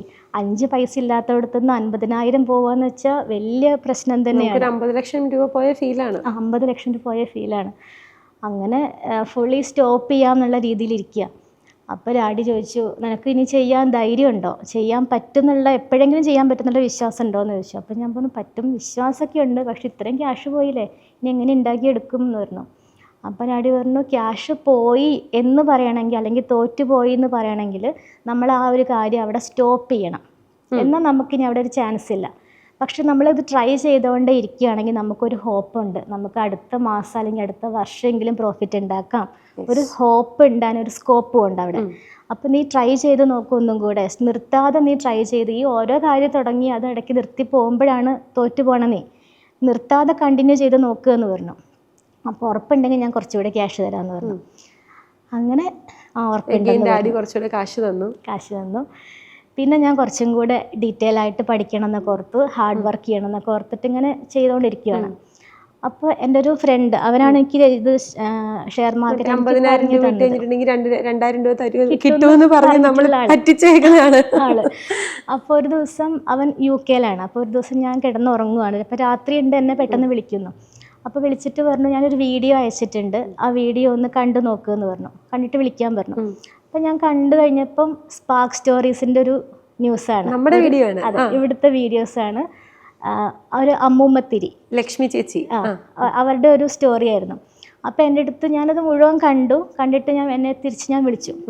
അപ്പോൾ ചോദിച്ചു, നിനക്ക് എന്താ ഇന്ന് മനസ്സിലായെന്ന് ചോദിച്ചു. അപ്പോൾ ഞാൻ ആ സ്റ്റോറി പറഞ്ഞു കേൾപ്പിച്ചു. അപ്പോൾ പറഞ്ഞു, നിനക്ക് ആ സ്റ്റോറി പറഞ്ഞ് കേൾപ്പിക്കാനല്ല നിനക്ക് ആ വീഡിയോ അയച്ചു തന്നെ, അതേപോലെ അവരിയ്ക്കുന്നത് പോലെ ആ സീറ്റിൽ പോയി ഇരുന്ന് സംസാരിക്കണമെങ്കിൽ ഇപ്പം നീ ഇതുപോലെ കിടന്നുറങ്ങിയാൽ പോരാ, കുറച്ചും കൂടെ നീ ഹാർഡ് വർക്ക് ചെയ്യണം. ഇപ്പം തന്നെ എണീച്ച് പോയിട്ട്, രാത്രിക്ക് ഉറങ്ങാൻ വേണ്ടി മാത്രമേ ഉള്ളതല്ല, രാത്രി വർക്ക് ചെയ്യാനും പറ്റും, പോയിരുന്ന് വർക്ക് ചെയ്യുക, പഠിക്കുക, കുറച്ചും കൂടി ട്രൈ ചെയ്യുക, നോക്കുക എന്നൊക്കെ പറഞ്ഞു. ഓക്കെ. അങ്ങനെ അന്ന് എൻ്റെ അടുത്ത് ആ സ്പാർക്ക് സ്റ്റോറീസിൻ്റെ കാര്യം പറഞ്ഞെങ്കിലും ഞാൻ സ്വപ്നത്തിൽ പോലും ചിന്തിക്കുന്നില്ല, എന്നെപ്പോലെ അധികം എല്ലാവരുടെ അടുത്തും പബ്ലിക്കലി സംസാരിക്കാൻ അറിയാത്ത, വീടിന്ന് പുറത്തിറങ്ങാത്ത ഒരാൾക്ക് ഇങ്ങനെയൊക്കെ വന്നിരിക്കാമെന്നോ സംസാരിക്കാമെന്നോ, ഒരാളുടെ മുഖത്ത് നോക്കി സംസാരിക്കാൻ പോലും എനിക്കൊന്നും അറിയില്ല. അറ്റ്ലീസ്റ്റ് ഒരു ക്യാമറ ഞാനൊരു ഫോട്ടോ എടുക്കാറില്ല, ഒരു സെൽഫി ഫോട്ടോ എടുക്കാറില്ല. എന്താ പറയുക, ഭയങ്കര ഇൻട്രോവേർട്ട് എന്നുള്ളൊരു ലെവലായിരുന്നു ഞാൻ. അറ്റ്ലീസ്റ്റ് എൻ്റെ ഒരു വോയിസ് പോലും ഞാൻ വാട്സാപ്പിൽ അയക്കാറില്ല. അതൊക്കെ ഭയങ്കര ചമ്മലും കാര്യങ്ങളൊക്കെ ഉള്ള ആളാണ് ഞാൻ. എന്നെ ഇങ്ങനെ കേൾവിക്കാരിയായിട്ട് ഇരുത്തി ഇത്രയും സംസാരിക്കുന്നത്. അതെ. അപ്പോൾ അങ്ങനെ ഞാനൊന്നും കൂടെ പിന്നെ മാക്സിമം ട്രൈ ചെയ്യുന്നുണ്ട്, പഠിക്കാനൊക്കെ തുടങ്ങി, കുറച്ചും കൂടെ ഒക്കെ നോക്കി. അങ്ങനെ അത്യാവശ്യം കുഴപ്പമില്ലാത്ത രീതിയിൽ എനിക്ക് പ്രോഫിറ്റ് കിട്ടി തുടങ്ങി. അപ്പം എൻ്റെ അടുത്ത് എപ്പോഴും വിഷ്ണു സാറാണെങ്കിലും ഇപ്പോഴും ഞാൻ ചോദിച്ച ഡൗട്ട് പറഞ്ഞുതരും. എനിക്ക് ഭയങ്കരമായിട്ട് എനിക്ക് എന്താ പറയുക, ഗുരുവാണ്. ആദ്യം കിട്ടിയ പ്രോഫിറ്റ് എത്രയായിരുന്നു? ഫസ്റ്റ് കിട്ടിയ പ്രോഫിറ്റ് ഈ 2,500 ആ ലെവൽ എന്തെങ്കിലും ആയിരിക്കും ഫസ്റ്റത്തത്. അത് കിട്ടിയ സമയത്ത് ഞാൻ അത് വിഡ്രോ ചെയ്തിട്ട് എൻ്റെ മോന് ഞാനൊരു കുഞ്ചി മേടിച്ചു കൊടുത്തു. ക്യാഷ് സേവ് ചെയ്തിട്ട് കുടുക്ക, അതാണ് ഞാൻ ഫസ്റ്റ് മോന് മേടിച്ചു കൊടുത്തത്. അപ്പോൾ അത് അവന് ഞാൻ സ്വന്തം മേടിച്ച് കൊടുത്തിട്ട് അതിൽ ഇനി എന്നും പൈസ ഇട്ട് വെക്കണം കേട്ടോ എന്നൊക്കെ പറഞ്ഞപ്പോൾ അവൻ്റെ SIP കിട്ടുന്നൊരു സന്തോഷം അയ്യോ ഭയങ്കര ഒരു ഇതായിരുന്നു. അത് കഴിഞ്ഞ് അപ്പോൾ എൻ്റെ ഫ്രണ്ട് അരുൺ ഉണ്ട്. അപ്പോൾ ആളൊരു ഓഫീസ് തുടങ്ങിയിട്ടുണ്ട് അവിടെ അടുത്ത് തന്നെ. അപ്പം അത് കൺസ്ട്രക്ഷനാണ്. അപ്പോൾ എനിക്ക് വീട്ടിൽ നിന്ന് എപ്പോഴും പഠിക്കാനോ ഇരിക്കാനൊന്നും പറ്റാറില്ല. അപ്പം നമ്മൾ ഷെയർ മാർക്കറ്റാണ്, അപ്പോൾ മാർക്കറ്റാണല്ലോ എപ്പോഴും കണ്ടുകൊണ്ടിരിക്കുന്നത്. അപ്പോൾ ദേഷ്യം വന്നു കഴിഞ്ഞാലും സങ്കടം വന്നാലും ഓടിപ്പോയിട്ട് 2 വര വരയ്ക്കും മാർക്കറ്റിൽ. അപ്പോൾ ചാർട്ട് എടുത്ത് വെച്ചിട്ട്. അപ്പം ഞാനിങ്ങനെ പിന്നെ നോക്കുമ്പോൾ അറിയാം അതൊരു സപ്പോർട്ട് ലെവലായിരുന്നു, അതൊരു റെസിസ്റ്റൻസ് ലെവലായിരുന്നു. സത്യം പറഞ്ഞാൽ ആ ദേഷ്യവും സങ്കടവും കാണിച്ചതൊക്കെ ചാർട്ടിനോടാണ്. അപ്പോൾ അങ്ങനെയാണ് സപ്പോർട്ട് റെസിസ്റ്റൻസ് ഇങ്ങനെയൊക്കെ വരയ്ക്കുക എന്ന് മനസ്സിലാവുന്നത്. അത് കഴിഞ്ഞിട്ടാണ് ഞാൻ അവിടെ ഇവരുടെ അടുത്ത് ജോബിനല്ല അവിടെ പോയിട്ട് ഇപ്പോൾ ഇവരും ട്രേഡ് ചെയ്യുന്നുണ്ട്. അപ്പോൾ ഒന്നിച്ചിരുന്നിട്ട് ട്രേഡ് ചെയ്യാം നല്ലൊരിതിൽ അവിടെ പോയിട്ട് ഞങ്ങൾ മോർണിംഗ് ക്ലെയർ എടുക്കുന്നുണ്ട്. പിന്നെ ബാക്കി ഡിസ്കഷൻ, ഇതിനെപ്പറ്റി ഡിസ്കഷൻ അങ്ങനെയൊക്കെ ആയി. അപ്പോൾ അത് എങ്ങോട്ടേക്കാണ് ഷിഫ്റ്റ് ആയി? മലപ്പുറത്തുനിന്ന്? ഇല്ല, ഞാൻ ഡെയിലി പോയി വരികയാണ്. അപ്പം മോന് വീട്ടിലുണ്ട്. ട്രേഡ് ഒരു 3:30 ആകുമ്പോഴേക്കും കഴിയും. മാർക്കറ്റ് 3:30 ക്ലോസ് ചെയ്യും. അപ്പോൾ കുറച്ച് ചിലപ്പോൾ അതിന് മുൻപേ ഞാനൊരു മിഠായിയൊക്കെ മേടിച്ച് വരും. അപ്പം ഇവനും ഭയങ്കര സന്തോഷമായി, അമ്മ എന്നും മിഠായി വാങ്ങി തരുന്നുണ്ട്. അപ്പോൾ എനിക്കായാലും ഭയങ്കര സാറ്റിസ്ഫാക്ഷനാണ്. വേറെ ആരുടെ പൈസ ചോദിക്കേണ്ട, സ്വന്തം വാങ്ങിക്കൊടുക്കാൻ പറ്റും. അങ്ങനെ കുറച്ച് കഴിഞ്ഞപ്പം ഒന്നും കൂടെ എന്താ പറയുക, വീട്ടിൽ കുറച്ചും കൂടെ കാര്യങ്ങളൊക്കെ ആയിട്ടുണ്ട്. ഇഷ്യൂസ് കണ്ടിന്യൂസ് അങ്ങനെ എപ്പോഴും പോകുന്നുണ്ട്. അതിൻ്റെ ഇടയിൽ ഞാൻ ഈ പ്രോഫിറ്റ് എടുക്കുന്ന ഒരു ബലത്തിൽ ഞാനൊരു കാറ് മേടിച്ചു. അതിനിടയ്ക്ക് അത്രയൊക്കെ അതെൻ്റെ ശരിക്കും എൻ്റെ ഒരു ടേണിംഗ് പോയിൻ്റാന്ന് പറയും. എനിക്ക് അതുവരെ സൈക്കിൾ ഓടിക്കാൻ എനിക്ക് ഇപ്പോഴും അറിയില്ല, പക്ഷെ അപ്പോഴും ഒട്ടും അറിയില്ല. അപ്പോൾ വണ്ടി ഓടിച്ച് പോകാനും കാര്യങ്ങൾക്കൊന്നും എനിക്കറിയില്ല. അപ്പോൾ ഡാഡി എന്നെ നിർബന്ധിച്ച് എന്നെ ഡ്രൈവിങ്ങിന് വിട്ടു. അത് കഴിഞ്ഞിട്ട് വീട്ടിൽ വണ്ടിയുണ്ട്, വീട്ടിലൊരു ഇയോൺ ഉണ്ടായിരുന്നു. അപ്പോൾ അത് മാനുവലാണ്. അപ്പോൾ എനിക്കത് ഓടിക്കാൻ ഭയങ്കര ബുദ്ധിമുട്ടാണ്. അപ്പോൾ അത് ഒരു ദിവസം മോന് തീരെ സുഖമില്ലാതെ പനിച്ച് വിറച്ചങ്ങനെ കിടന്ന സമയത്ത് എനിക്ക് കൊണ്ടുപോകാൻ പറ്റാണ്ടായി. അപ്പോൾ തൊട്ടടുത്തുള്ള ആരൊക്കെയോ വിളിച്ചിട്ടാണ് ഒന്ന് വീട്ടിൽ പോയത്. അപ്പം എൻ്റെ ഡാഡി കുറേ ചീത്ത പറഞ്ഞു, വീട്ടിൽ വണ്ടി ഉണ്ടായിട്ട് പോലും കാര്യമില്ല, നിനക്കൊന്നും ഓടിക്കാൻ പറ്റില്ലല്ലോ എന്നൊക്കെ പറഞ്ഞ് കുറേ ചീത്ത പറഞ്ഞു. അങ്ങനെ ഡ്രൈവിംഗ് പഠിക്കാൻ ഡാഡി എന്നെ കൊണ്ടുവിട്ട് പഠിച്ചു. പിന്നെ ഈ പ്രോഫിറ്റൊക്കെ കിട്ടിയ സമയത്ത് വണ്ടി മേടിച്ചു. പിന്നെ എനിക്ക് പ്രോഫിറ്റ് ആയിരുന്നു ആ സമയം ഏകദേശമായിട്ടുണ്ട്. പിന്നെ ഇതാണല്ലോ, നമ്മൾ ഡൗൺ മാത്രം കൊടുത്താൽ മതി, കുറച്ചൊരു 3 lakhs ഒക്കെ കൊടുത്താൽ മതി, ബാക്കി EMI ആണ്. അപ്പോൾ EMI അടയ്ക്കാൻ എന്നെക്കൊണ്ട് പറ്റും, മാസം മാസം അടയ്ക്കാൻ പറ്റും. അങ്ങനെ വണ്ടി മേടിച്ചു. അപ്പോൾ വണ്ടി മേടിക്കുമ്പോൾ എൻ്റെ മനസ്സിലുള്ളൊരു കാര്യം എന്ന് വെച്ചാൽ എനിക്ക് മോനെയും കൊണ്ട് പോയി ഒരു സാധനമൊക്കെ കടയിൽ നിന്ന് വാങ്ങി കൊടുക്കണം. ഇതാണ്, അത് വെച്ചിട്ടാണ് ഞാൻ വണ്ടി ഓടിക്കാൻ പഠിക്കണം എന്നുള്ളത്. അപ്പോൾ അങ്ങനെ എന്തായാലും അതൊക്കെ റെഡിയായി. പിന്നെ ഒരു കമ്പനി സ്റ്റാർട്ട് ചെയ്യണം, എനിക്കൊരു പിന്നുള്ളൊരാഗ്രഹമായിരുന്നു. ഇപ്പോൾ ഈ ഷെയർ ഫോക്കസ് എന്ന് പറഞ്ഞു വിഷ്ണു സാറിൻ്റെ ഓഫീസ്. അപ്പോൾ അതേപോലെ എനിക്കും അക്കൗണ്ട് ഓപ്പണിങ്ങും കാര്യങ്ങളൊക്കെ ആയിട്ട് എനിക്കൊരു ചെറിയൊരു ഓഫീസ് ഇടണം എന്നൊരാഗ്രഹമുണ്ട്. അപ്പോഴത്തേക്കും ഈ വീട്ടിൽ ഇൻട്രോവേർട്ട് ഇരുന്ന ആള് കുറച്ച് വളരെ ശ്രമിച്ചു. ഞാനപ്പം വണ്ടി ഓടിച്ചൊക്കെ പുറത്തു പോകുന്നുണ്ടല്ലോ, വലിയ ആളായി, സെൽഫ് കോൺഫിഡൻസ് ആയി. അതെ. അപ്പോൾ ഈ ഓഫീസ് ഇടണം. അപ്പോൾ ഓഫീസ് ഇടാൻ വേണ്ടിയിട്ട് ഞാനിങ്ങനെ നോക്കുന്നുണ്ട്. അപ്പോൾ ആ സമയത്താണ് ഈ അരുൺ, എൻ്റെ ഫ്രണ്ടിൻ്റെ, അവരൊരു കമ്പനി തുടങ്ങിയിട്ടുണ്ട് പട്ടാമ്പി. അപ്പോൾ അവിടെ ഇവരുടെ ആദ്യത്തെ ഒരു കുഞ്ഞു ഓഫീസ് അവിടെ കിടപ്പുണ്ട്. അപ്പോൾ ആ ഓഫീസ് എനിക്ക് തട്ടിക്കൂട്ടി എടുക്കാൻ പറ്റും. ചെറിയൊരു സിംഗിൾ റൂമാണ്, എന്നാലും എനിക്കത് എടുക്കാൻ പറ്റും. അങ്ങനെ ഞാൻ നേരെ പട്ടാമ്പി പോയി. എനിക്ക് ബ്രദറും എല്ലാവരും കൂടെ എന്നെ കൊണ്ടുവിട്ടു. അപ്പം ഹോസ്റ്റലിൽ നിൽക്കണം. അപ്പോൾ ഹോസ്റ്റലിൽ നിൽക്കുകയാണെങ്കിൽ മോനെ നിർത്താൻ പറ്റില്ല, അതാണ് അപ്പോഴത്തെ വലിയൊരു ചലഞ്ചും ഒരു പ്രശ്നം അതാണ്. അതെ, പക്ഷേ എങ്ങനെയാണെന്നറിയില്ല, അവിടെ ഞങ്ങൾ നോക്കി ഒരുപാട് എടുത്ത് ഹോസ്റ്റലിൽ കയറിയെങ്കിലും എവിടെയും റെഡിയാവില്ല. അപ്പോൾ നമ്മൾ തിരിച്ചു പോകാമെന്നുള്ള രീതിയിൽ എത്തിക്കഴിഞ്ഞപ്പോൾ ലാസ്റ്റ് ഒരു ജസ്റ്റ് ഡയലിൽ എനിക്കൊരു നമ്പർ കിട്ടി. അവിടെ വിളിച്ച് സംസാരിച്ചപ്പം അവിടെ ഒരു മുരളിയേട്ടനുണ്ട്, ആളെ ലൈഫിൽ മറക്കാൻ പറ്റില്ല. അപ്പം ഞങ്ങളുടെ കാര്യങ്ങളൊക്കെ പറഞ്ഞു കഴിഞ്ഞപ്പം ഭയങ്കര ഇഷ്ടമായി. അപ്പം മോനെ കൊണ്ട് കാണിക്കാൻ പറഞ്ഞു. മോനെയും കൊണ്ടുവന്ന് കാണിച്ചൊക്കെ റെഡിയായി കഴിഞ്ഞപ്പം മോനെയും കൊണ്ട് നിന്നോന്ന് പറഞ്ഞു. ആ ഹോസ്റ്റലിൽ മോനെയും കൊണ്ട് നിൽക്കാനുള്ള പെർമിഷൻ കിട്ടി. അതെ. അങ്ങനെ മോനെയും കൊണ്ട് ഞാൻ അവിടെ 250 ആൾക്കാർ, ലേഡീസോളം അവിടെ ഉണ്ട്, വർക്കിംഗ് വുമൻസ് ആണ്. അപ്പം മോനെയും കൊണ്ട് ഞാൻ അവിടെ നിൽക്കുവാണ്. നാട്ടിൽ നിന്ന് മോനെയും കാറുമായിട്ടാണ് പറഞ്ഞത്. അപ്പോൾ വീക്കിലി ഒക്കെ ഞാൻ വണ്ടി എടുത്തിട്ട് വീട്ടിൽ പോവും. അപ്പം നമ്മൾ ഇടയ്ക്ക് പോണ ആൾക്കാരാകുമ്പോൾ വീട്ടിൽ നമുക്ക് ഭയങ്കര കാര്യമാണ്. അങ്ങനെ എന്താ പറയുക, അവിടെ നിന്നു, ഹോസ്റ്റലിൽ നിന്നു. അപ്പം ഞാൻ സെയിം ടൈമിൽ അവിടെ ഒരു സ്കൂളിൽ മോനെ അവിടെ ചേർത്തി. പിന്നെ ഈ ഓഫീസ് തട്ടിക്കൂട്ടി എടുത്തിട്ട് അങ്ങനെ സ്റ്റാർട്ട് ചെയ്യാൻ വേണ്ടി നിൽക്കുവാണ്. അപ്പോൾ ഇവിടെ ഒരു 100-150 ലേഡീസ് ഉണ്ട്. ഇവരെല്ലാവരും രാവിലെ ഒരു 9 മണിയാകുമ്പോഴേക്കും എല്ലാവരും ജോലിക്ക് പോകും. വൈകുന്നേരം ഒരു 6 മണിയൊക്കെ ആവും എല്ലാവരും തിരിച്ചു വരാൻ. അപ്പോൾ എല്ലാവരും 4-2-3 ബസ്സിലൊക്കെ കയറി കഷ്ടപ്പെട്ടിട്ടാണ് വരുന്നത്. അപ്പോൾ മോന് തൊട്ടടുത്ത് തന്നെയാണ് സ്കൂളെങ്കിലും സ്കൂൾ ബസ് വരും. അപ്പോൾ 9:05 അവൻ്റെ ബസ് വരിക. കറക്റ്റ് എനിക്ക് ഇച്ചിരി നടന്ന് പോകാനുണ്ട്. അപ്പോൾ 9:05 അവൻ്റെ ബസ് വന്ന് അവനെ കയറ്റി വിട്ട സ്പോട്ടിൽ ഞാൻ ഓടും എൻ്റെ റൂമിലേക്ക്. 9:15 മാർക്കറ്റ് ഓപ്പൺ ആവും. 9:15 മാർക്കറ്റ് ഓപ്പൺ ആവും. അവിടെ പോയി ഇരുന്നിട്ട് പെട്ടെന്ന് നമ്മൾ ഹറിബറി ആയിട്ട് നമുക്ക് ട്രെയിൻ എടുക്കാൻ പറ്റില്ല. അപ്പോൾ അവിടെ പോയി ഇരിക്കും. ഒരു സെക്കൻഡ് 9:14 ഞാൻ എത്തിക്കഴിഞ്ഞിട്ടുണ്ടെങ്കിൽ ഒന്ന് ഇരുന്ന് ബ്രീത്ത് ഇൻ ബ്രീത്ത് ഔട്ടൊക്കെ എടുത്ത് ഒന്ന് കാമാൻ ക്വയറ്റാകും. എന്നിട്ട് റെഡി ആയിട്ട് മാർക്കറ്റ് ഓപ്പൺ ആകുമ്പോൾ ഞാൻ ട്രേഡ് എടുക്കും. 9:15 തന്നെയാണ് ട്രേഡ് വരിക. അപ്പോൾ ചില ദിവസം 15:30 15:40 ഒക്കെ ആകുമ്പോഴേക്കും തന്നെ പ്രോഫിറ്റ് എക്സിറ്റ് ആകാൻ പറ്റും. ചിലപ്പം 16-17 ആകും. മാക്സിമം 9:30 വരെ അത്ര നേരം ഇരുന്നാൽ മതി. അപ്പോൾ 9:30 ആകുമ്പോഴേക്കും എൻ്റെ പ്രോഫിറ്റ് എടുക്കലും കഴിഞ്ഞു. അപ്പോഴത്തെ ഒരു ക്യാപിറ്റൽ വെച്ചിട്ട് ഒരു 2K 3K പ്രോഫിറ്റ് ഉണ്ടാകുന്നുണ്ട്. അപ്പം ഇത്രയും പ്രോഫിറ്റൊക്കെ എടുത്ത് പിന്നെ അത് കുറച്ച് നല്ല വൈഡായിട്ട് നല്ലൊരു ഹോസ്റ്റലായിരുന്നു. ഊഞ്ഞാലും മുറ്റവും കുളവും ഒക്കെ ആയിട്ട് നല്ല ഭംഗിയുള്ളൊരു ഹോസ്റ്റലാണ്. അപ്പോൾ അത് കഴിയുമ്പോൾ ഞാൻ പുറത്തേക്ക് പതുക്കെ പാട്ടും പാടി ഇറങ്ങി പണിയെല്ലാം കഴിഞ്ഞല്ലോ, പ്രോഫിറ്റും ആയി. അതെ. അപ്പോൾ ഇറങ്ങുമ്പോൾ കുറച്ച് പേരൊക്കെ ഉണ്ടാവും ഹോസ്റ്റലിൽ. അപ്പോൾ ചോദിക്കും ഇന്ന് ജോബിന് പോകുന്നില്ലേ ചോദിക്കും. അപ്പം ഞാൻ പറയും ഞാൻ വർക്കുണ്ട് ചെയ്യുന്നുണ്ട് എന്നൊക്കെ പറഞ്ഞിട്ടങ്ങ് തട്ടിമുട്ടി അങ്ങ് പോകാം. അപ്പോൾ പിന്നെ എനിക്ക് എല്ലാവരുടെ അടുത്തും എന്നും ഇത് പറഞ്ഞ് നിൽക്കാൻ വയ്യ. അപ്പം ഞാൻ പിന്നെ എല്ലാവർക്കും നമ്മൾ ഈ ട്രേഡാ ചെയ്യണേ 2000 രൂപ 2 മിനിറ്റ് കൊണ്ട് കിട്ടുമെന്നും പറഞ്ഞു കഴിഞ്ഞാൽ വിശ്വസിക്കാനും പറ്റില്ല. അപ്പോൾ ഇവർ കാണുമ്പോൾ നമ്മൾ നല്ല ലക്ഷറി അല്ലെങ്കിലും വൈകുന്നേരം മോനെ കൊണ്ട് ഞാൻ കറങ്ങാൻ പോകുന്നുണ്ട്, സ്കൂളില്ലാത്ത ദിവസം അവനെ കൊണ്ട് സിനിമയ്ക്ക് പോകുന്നുണ്ട്, ഫുഡ് വാങ്ങി കൊടുക്കുന്നുണ്ട്. അപ്പം നമ്മുടെ കയ്യിൽ ജോലിക്കൊന്നും പോകുന്നുമില്ല, കയ്യിൽ ക്യാഷും ഉണ്ട്. അപ്പം എന്താ അത് സംഭവം എന്ന് ചിന്തിക്കുമല്ലോ. അപ്പം ഞാൻ ചുമ്മാ കാറും എടുത്ത് വെറുതെ രാവിലെ പുറത്തേക്ക് ഇറങ്ങും, ജോലിക്ക് പോകാമെന്നും പറഞ്ഞ് പുറത്തേക്ക് ഇറങ്ങും. എന്നിട്ട് ഒരു ഉച്ച കഴിയുമ്പോഴും തിരിച്ചു പോരും. ജോബ് കഴിഞ്ഞു പറഞ്ഞ് തിരിച്ചു പോരും. ഇങ്ങനെയൊക്കെ കുറച്ച് ദിവസം അങ്ങനെ പോയി. പിന്നെ പതുക്കെ കുറച്ചും കൂടി ഡെവലപ്പ് ആവണം, കുറച്ചും കൂടെ നമുക്ക് സെറ്റ് ആവണം. അപ്പോൾ അരുൺ പറഞ്ഞു, അരുണിൻ്റെ ഒരു വേറെ ഫ്രണ്ട്സ് ഉണ്ട്, കുറച്ച് ഗ്യാങ് ഉണ്ട് അവർ. അപ്പോൾ നമുക്ക് ഒന്നിച്ച് കമ്പൈനായിട്ട് ഒരു കമ്പനി സ്റ്റാർട്ട് ചെയ്യാം ട്രേഡിങ്ങിൻ്റെ എന്ന് പറഞ്ഞു. അപ്പോൾ എന്നാൽ ഓക്കെ. അപ്പോൾ എൻ്റെ അടുത്ത് പറഞ്ഞത് നിനക്ക് ഒറ്റയ്ക്ക് പോണതിനേക്കാളും കൂടുതലും നമുക്ക് ഒന്നിച്ച് പോയാൽ വളരാൻ പറ്റും, ഇതാണ് പറഞ്ഞത്. അപ്പം ഞാൻ ഓക്കെ ഓർത്തപ്പോൾ ശരിയാ.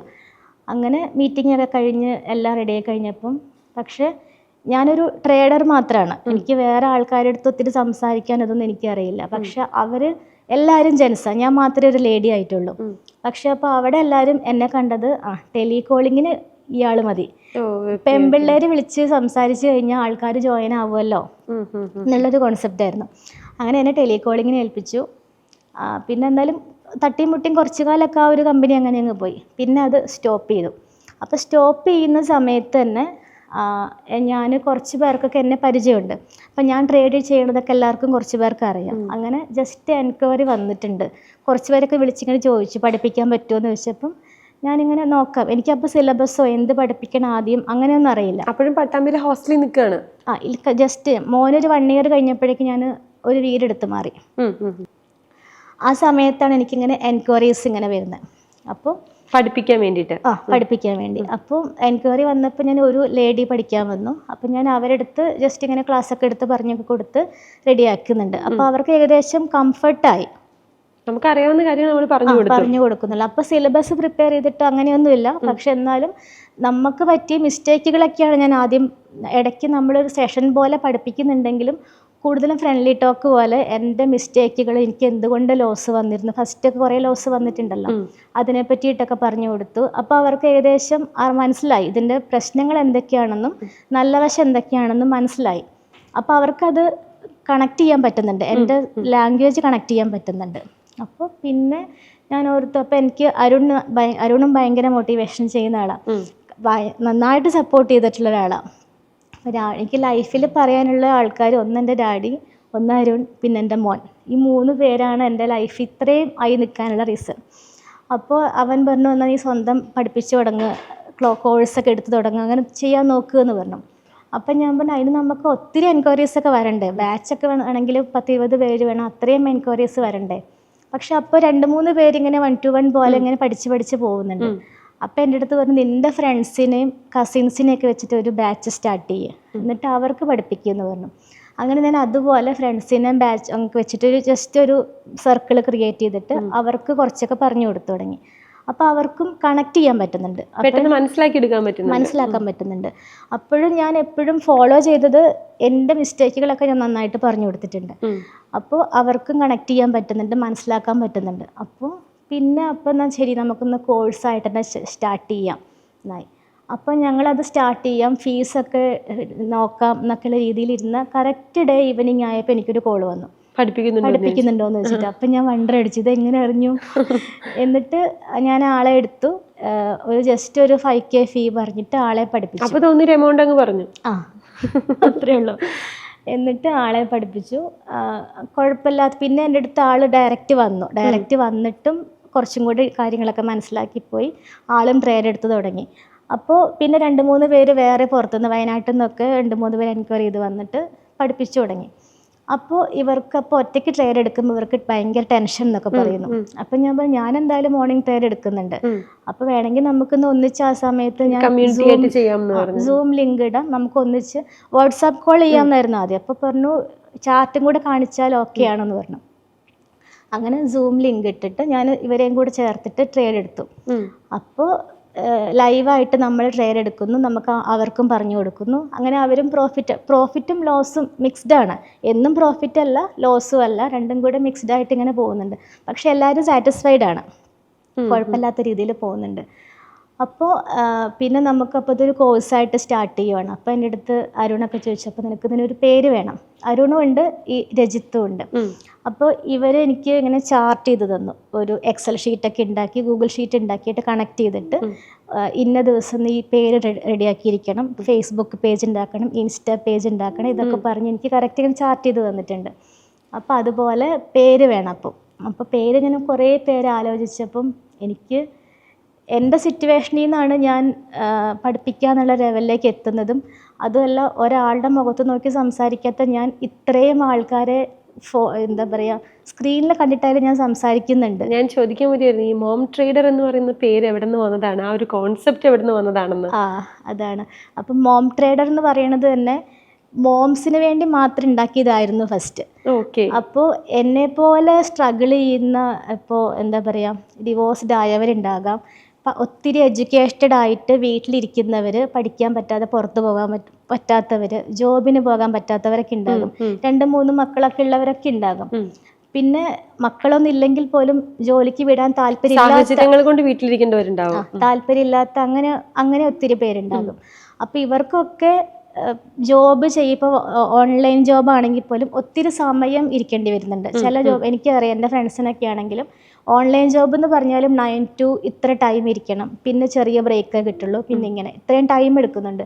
നമ്മുടെ ഈ ഷെയർ മാർക്കറ്റ് എന്ന് വെച്ച് കഴിഞ്ഞാൽ എവിടെ ഇരുന്നും നമുക്ക് ട്രേഡ് ചെയ്യാം. ഇപ്പം ഈവൻ നമ്മളൊരു യാത്രയിലാണ്, ലാപ്ടോപ്പ് പോലും വേണമെന്നില്ല, ഫോണും നെറ്റ്വർക്കും ഉണ്ടെങ്കിൽ നമുക്ക് ട്രേഡ് ചെയ്യാം, എവിടെ ഇരുന്നും ട്രേഡ് ചെയ്യാം. ഇപ്പം കുഞ്ഞു വാവയാണെങ്കിൽ മടിയിലിരുത്തി നമുക്ക് ട്രേഡ് ചെയ്യാം, തൊട്ടടുത്ത് മോനെ കിടത്തി സേഫാക്കി ഒന്ന് ഇരുത്തിയിട്ട് നമുക്ക് ട്രേഡ് ചെയ്യാം. 10-15 മിനിറ്റത്തെ പരിപാടിയേ ഉള്ളൂ. അത് കഴിഞ്ഞാൽ പിന്നെ അത്രയും ഒരു ദിവസം മൊത്തം വർക്ക് ചെയ്യുന്നതിനേക്കാൾ കൂടുതൽ ഇൻകം കിട്ടുകയും ചെയ്യും. അത്രയും ടൈമുള്ളൂ, ബാക്കി സമയം ഫുൾ ഫാമിലീൻ്റെ കൂടെ സ്പെൻഡ് ചെയ്യാം, ഇഷ്ടം പോലെ ടൈമുണ്ട്. അപ്പം അതിന് പറ്റിയൊരു പേര് എനിക്ക് ആലോചിച്ചിട്ട് എൻ്റെ വായിൽ മോം എന്നുള്ളൊരു പേര് മാത്രമേ വരുന്നുള്ളൂ. അങ്ങനെയാണ് മോം ട്രേഡർ എന്നുള്ള പേരിട്ടത്. അത് ആ പേര് ഭയങ്കര ഹിറ്റായി അല്ലേ? അതെ. അതിനാണെങ്കിലും ഒരു എന്താ പറയുക, ഞാൻ ജസ്റ്റ് ഇൻസ്റ്റയിൽ ഒരു പേജ് ഉണ്ടാക്കി സ്റ്റാർട്ട് ചെയ്തിട്ടേ ഉള്ളൂ. അപ്പോൾ എൻ്റെ ഒരു ഫ്രണ്ട് ഉണ്ട്, ഞാൻ ആ സമയത്ത് ഒരു കുഞ്ഞൊരു പപ്പീനെ വാങ്ങിയിരുന്നു. അപ്പോൾ പപ്പീൻ്റെ കാര്യങ്ങളൊക്കെ അന്വേഷിക്കാൻ വേണ്ടിയിട്ട് ഞാനൊരു പേര് എനിക്ക് കറക്റ്റ് ഓർമ്മയില്ല, വിക്കീസ് ഗ്രീഡി എന്നാണ് ആളുടെ ചാനലിൻ്റെ ഒക്കെ പേര്. അപ്പോൾ ആളെ കോണ്ടാക്ട് ചെയ്തിട്ട് എനിക്കൊരു വീഡിയോ ചെയ്ത് തരാമോ എന്ന് ചോദിച്ചു. ഞാനിങ്ങനെ ജസ്റ്റ് ഒരു സംഭവം സ്റ്റാർട്ട് ചെയ്യുന്നുണ്ട്, അപ്പോൾ അതിൻ്റെ ഒരു വീഡിയോ ചെയ്ത് തരാമോ എന്ന് ചോദിച്ചു. അപ്പോൾ എനിക്കിത് സ്റ്റാർട്ട് ചെയ്യേണ്ട ദിവസം വുമൻസ് ഡേ ആണ് എനിക്ക് ഏറ്റവും പറ്റിയ ഡേ ആയിട്ട് തോന്നിയത്, വുമൻസിന് വേണ്ടിയിട്ടാണ്. അങ്ങനെ March 8 ഞാൻ അവരെ കൊണ്ടൊരു വീഡിയോ ചെയ്യിപ്പിച്ച് പോസ്റ്റ് ചെയ്തു. അപ്പോൾ പോസ്റ്റ് ചെയ്ത സമയത്ത് ഞാൻ വയനാട്ടിൽ ഒരു അമ്പലത്തിലെങ്ങാണ്ട് പോയിരിക്കുക. അപ്പോൾ ജസ്റ്റ് അവർ ഷെയർ ചെയ്തു എന്ന് പറഞ്ഞു, പോസ്റ്റ് ചെയ്തു എന്ന്, കൊളാബ് ചെയ്തിട്ടുണ്ട്.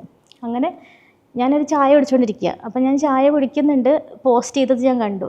ഓക്കെ, അവിടെ വെച്ചു. ഞാൻ എന്താകും ഒന്നും അറിയില്ലല്ലോ. അപ്പോൾ കുറച്ച് കഴിഞ്ഞിട്ട് ഞാൻ ജസ്റ്റ് ഒരു സിപ്പ് എടുത്തിട്ട് ഞാൻ പിന്നെ ഫോൺ നോക്കിയപ്പോൾ 10K വ്യൂസ് ഒരു 2 സെക്കൻഡ് കൊണ്ടാണ്. പിന്നെ ഞാൻ ചായ, അപ്പം ഞാനിങ്ങനെ ഞാൻ കാണുന്നതിൻ്റെ ഇതാണോ പ്രശ്നമാണോ ഒന്നും മനസ്സിലാവുന്നില്ല. ഇങ്ങനെ സ്ക്രോൾ ചെയ്ത് നോക്കുന്നുണ്ട്. പിന്നെ ബില്ലൊക്കെ കൊടുത്ത് പുറത്തിറങ്ങിയപ്പോഴേക്കും 30 ആവുന്നു, 40 ആകുന്നു, അതങ്ങനെ അങ്ങ് പോകുവാണ്. അപ്പം എൻ്റെ ഒരു കസിൻ ഉണ്ട്, അനുശ്രീ. അപ്പം ഞാനും അവളായിട്ട് എല്ലാ കാര്യവും ഡിസ്കസ് ചെയ്യുന്നുണ്ട്. അപ്പം മോം ട്രേഡർ പേജ് ഉണ്ടാക്കിയ കാര്യം പറഞ്ഞിട്ടുണ്ട്. അപ്പം അവൾ മീഡിയ മാർക്കറ്റിംഗ് ഒക്കെ പഠിക്കുന്നതാണ്. അപ്പോൾ പഠിച്ചു കഴിഞ്ഞാൽ നമുക്ക് ഒന്നിച്ച് ജോബ് ചെയ്യാം, വർക്ക് ചെയ്യാം എന്നൊക്കെ നിലവിൽ എത്തിയിട്ടുണ്ട്. അപ്പം ഞാൻ അവളെ വിളിച്ച് പറഞ്ഞപ്പോൾ ഞാൻ പറഞ്ഞു, എനിക്കിത് മനസ്സിലാവുന്നില്ല, നീ ഒന്ന് നോക്ക്, തന്നെയാണോ സത്യമാണോ നോക്കുക എന്ന് പറഞ്ഞപ്പോൾ നോക്കിയപ്പോൾ ശരിയാ ചേച്ചി, അത്രയും വ്യൂസ് വന്നിട്ടുണ്ടെന്ന് പറഞ്ഞു. അങ്ങനെ ഒരു 2 days കൊണ്ടാണെന്ന് തോന്നുന്നു 1 MB അടുത്തെത്തി. 1 M ആയില്ല, പക്ഷെ അതിന് തൊട്ടടുത്ത് വരെ എത്തിയിട്ടുണ്ട്. അപ്പം അത്രയും ആൾക്കാർ കണ്ടിട്ടുണ്ട്. ഒത്തിരി ആൾക്കാർ, നമുക്ക് മാനേജ് ചെയ്യാൻ പറ്റുന്നില്ല. ഞാൻ ഒട്ടും പ്രതീക്ഷിക്കാതെ തുടങ്ങിയതാണല്ലോ. അപ്പോൾ പിറ്റേ ദിവസം ആയപ്പോഴേക്കും ഞാനപ്പോൾ വാട്സാപ്പ് നോക്കുന്നില്ല. അപ്പോൾ അവൾ എൻ്റെ ഇൻസ്റ്റഗ്രാമിൽ കയറിയിട്ട് നോക്കിയ സമയത്ത് പറഞ്ഞു, ചേച്ചി ഒന്ന് മെസ്സേജ് നോക്കുമെന്ന് പറഞ്ഞു.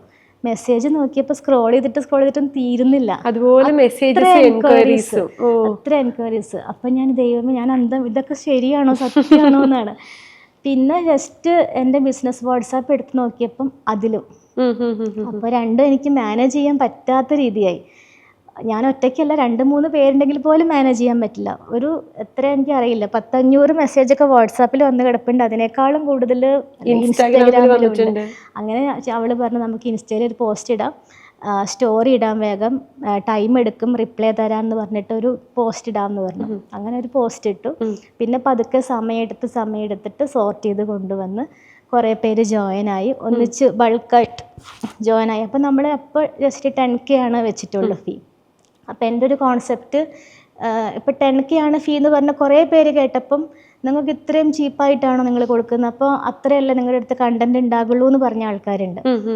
ആ സമയത്ത് വേറെ വലിയ ട്രേഡേഴ്സൊക്കെ 50K 1 lakh അതിൻ്റെ മേലെയൊക്കെയാണ് ഫീ എടുക്കുന്നത്. 30K മിനിമം വരുന്നുണ്ട്. അപ്പോൾ റേറ്റ് കുറഞ്ഞുകൊണ്ട് നമ്മൾ കുറച്ച് ചീപ്പാണോ ചിന്തിച്ചവരുണ്ട്. അപ്പോൾ എൻ്റെ ഒരു എയിം ലേഡീസാണ്, മോംസാണ്. അവർക്ക് ഒരിക്കലും വലിയൊരു എമൗണ്ട് ഫീ തരാനുണ്ടായിരിക്കില്ല. ഇപ്പോൾ 10K ആണെങ്കിൽ പോലും അവരൊന്നിച്ച് പേ ചെയ്യണ്ട, അവർക്ക് പറ്റുന്നത് പോലെ ഇൻസ്റ്റാൾമെൻ്റ് ആയിട്ട് പേ ചെയ്താൽ മതി. പിന്നെ അവർക്ക് ക്യാപിറ്റലും വേണം. ക്യാപിറ്റലും ആ സമയത്ത് ഒരു 10K ഒക്കെ ഇട്ടാൽ മതി. 5K ഇട്ട് ചെയ്താലും ഓക്കെയാണ് ആ സമയത്തൊക്കെ. അപ്പോൾ അത് 15K ഉണ്ടെങ്കിൽ അവർക്ക് ഒരു 15,000 രൂപ ഉണ്ടെങ്കിൽ അവർക്ക് ഇതിനകത്തേക്ക് ചെയ്ത് തുടങ്ങാൻ സ്റ്റേജാണ്. അപ്പോൾ അങ്ങനെ ആയതുകൊണ്ട് ഞാൻ ചെറിയ ആ ഫീ ആണെങ്കിൽ ഇത്രേ വെച്ചിട്ടുള്ളൂ. എന്താ പറയുക, 5K ഉണ്ടെങ്കിൽ സ്റ്റാർട്ട് ചെയ്യുകയും ചെയ്യാം. അപ്പോൾ ലേഡീസിന് ജോയിൻ ചെയ്യുമ്പം നമ്മൾ അത്രയും കണ്ടൻറ്റും കൊടുക്കണം. അപ്പോൾ വെറുതെ ഇത്രയും ചീപ്പായിട്ടൊരു കണ്ടൻറ്റ് കൊടുത്തിട്ട് അവരെ കൊണ്ട് ഒരിക്കലും സക്സസ് ലെവലിൽ എത്താൻ പറ്റില്ല. നമുക്ക് ഒരിക്കലും ഇതൊരു ബിസിനസ്സാണ്, നമുക്ക് കുറേ പൈസ ഉണ്ടാക്കണം എന്നുള്ള ചിന്ത ആ സമയത്ത് എനിക്കില്ല. നമ്മൾ കടന്നു സിറ്റുവേഷനോട് ഹെൽപ്പ് ചെയ്യുക എന്നുള്ളതാണ് നമ്മൾ ചിന്തിക്കുന്നത്. വേറെ ഒരാളും ആ സ്റ്റേജിലേക്ക് എത്തരുതെന്നൊരു ഇത് മാത്രമേ നമുക്കുള്ളൂ. അപ്പോൾ കുറച്ചും കൂടെ നല്ല കണ്ടൻറ്റൊക്കെ ആഡ് ചെയ്ത് ശരിക്കും കറക്റ്റ് സിലബസ് പ്രിപ്പയർ ചെയ്ത് സ്റ്റാർട്ട് ചെയ്ത് കഴിഞ്ഞപ്പോൾ എല്ലാവരും ഭയങ്കര സാറ്റിസ്ഫൈഡ് ആണ്. പിന്നെ പതുക്കെ നമ്മൾ ലൈവ് ട്രേഡൊക്കെ തുടങ്ങി.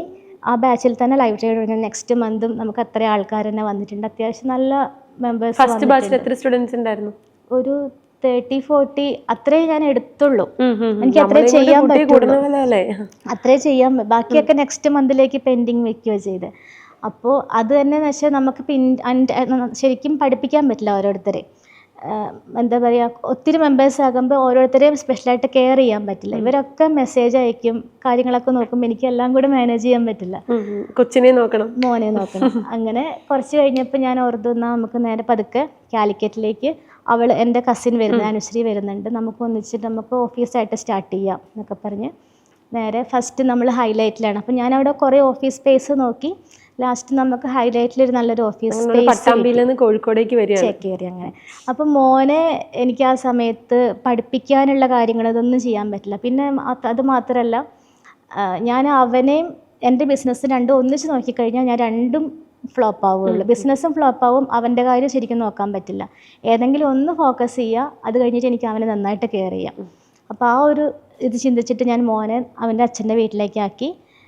ഞാൻ ബിസിനസ്സുമായിട്ടും ഞാൻ മുന്നോട്ട് പോയി. അവനും ഹാപ്പി, നമ്മളും ഹാപ്പി. ഓക്കെ. ഇപ്പോൾ എത്ര സ്റ്റുഡൻസിനെ പഠിപ്പിച്ചിട്ടുണ്ടാവും ടോട്ടൽ? ഒരു 1000+ ഒക്കെ ആയിട്ടുണ്ടായിരിക്കും. ഇതെല്ലാം സ്ത്രീകളാണോ? ഇല്ലല്ല, നമ്മൾ കുറച്ച് പകുതിയൊക്കെ ആയ സമയത്ത് നമുക്ക് ജെൻസിൻ്റെ എൻക്വയറീസ് വന്നു തുടങ്ങി. അപ്പോൾ അരുൺ ട്രേഡിംഗ് പഠിച്ച അവരും ഒത്തിരി ചെയ്യുന്നവരാണല്ലോ. അപ്പോൾ ഞാൻ ജെൻസ് ബാച്ച് മൊത്തം അവർക്ക് കൊടുത്തു. അങ്ങനെ അരുൺ ജെൻസ് ബാച്ച് എടുത്തു തുടങ്ങി. പിന്നെ അതേപോലെ തന്നെ വേറൊരു സാറിനെയും കൂടി നമ്മളിപ്പോൾ എടുത്തിട്ടുണ്ട്. പിന്നെ ഇതിൽ നമുക്ക് ട്രേഡിങ്ങിൽ ഷെയർ മാർക്കറ്റാണ് നമ്മൾ ചെയ്യുന്നത്. ഫോക്കസ് ചെയ്യുന്ന ഏരിയ ഓപ്ഷൻ ട്രേഡാണ്. ഓപ്ഷൻ ട്രേഡ് ചെയ്യണമെങ്കിൽ ഒരാളെ കൊണ്ടും ഒരു നല്ല പെർഫെക്റ്റ് സ്ട്രാറ്റജി കിട്ടിയിട്ട് മാത്രം ചെയ്യാൻ പറ്റില്ല. ഏറ്റവും വേണ്ടത് psychology, mind psychology, market psychology, ഇത് രണ്ടും കറക്റ്റായിട്ട് അറിഞ്ഞിരിക്കണം. എന്താണ് ഈ mind psychology, market psychology? Mind psychology എന്ന് വെച്ചാൽ ഈ ട്രേഡിങ്ങിൽ വരുന്ന എല്ലാവരുടെയും ഫസ്റ്റ് ധാരണ പെട്ടെന്ന് ഈസി ആയിട്ട് ഇതെന്തോ ഒരു ഗെയിമാണ്, പെട്ടെന്ന് ഈസി ആയിട്ട് ക്യാഷ് ഉണ്ടാക്കാൻ പറ്റും, എന്തോ ഒരു മാജിക്കൽ സ്ട്രാറ്റജി ഇതിനുണ്ട്. ആ സ്ട്രാറ്റജി കിട്ടിക്കഴിഞ്ഞാൽ നമുക്ക് ഒരു ദിവസം കൊണ്ട് ക്യാഷ് ഡബിൾ ചെയ്യാം.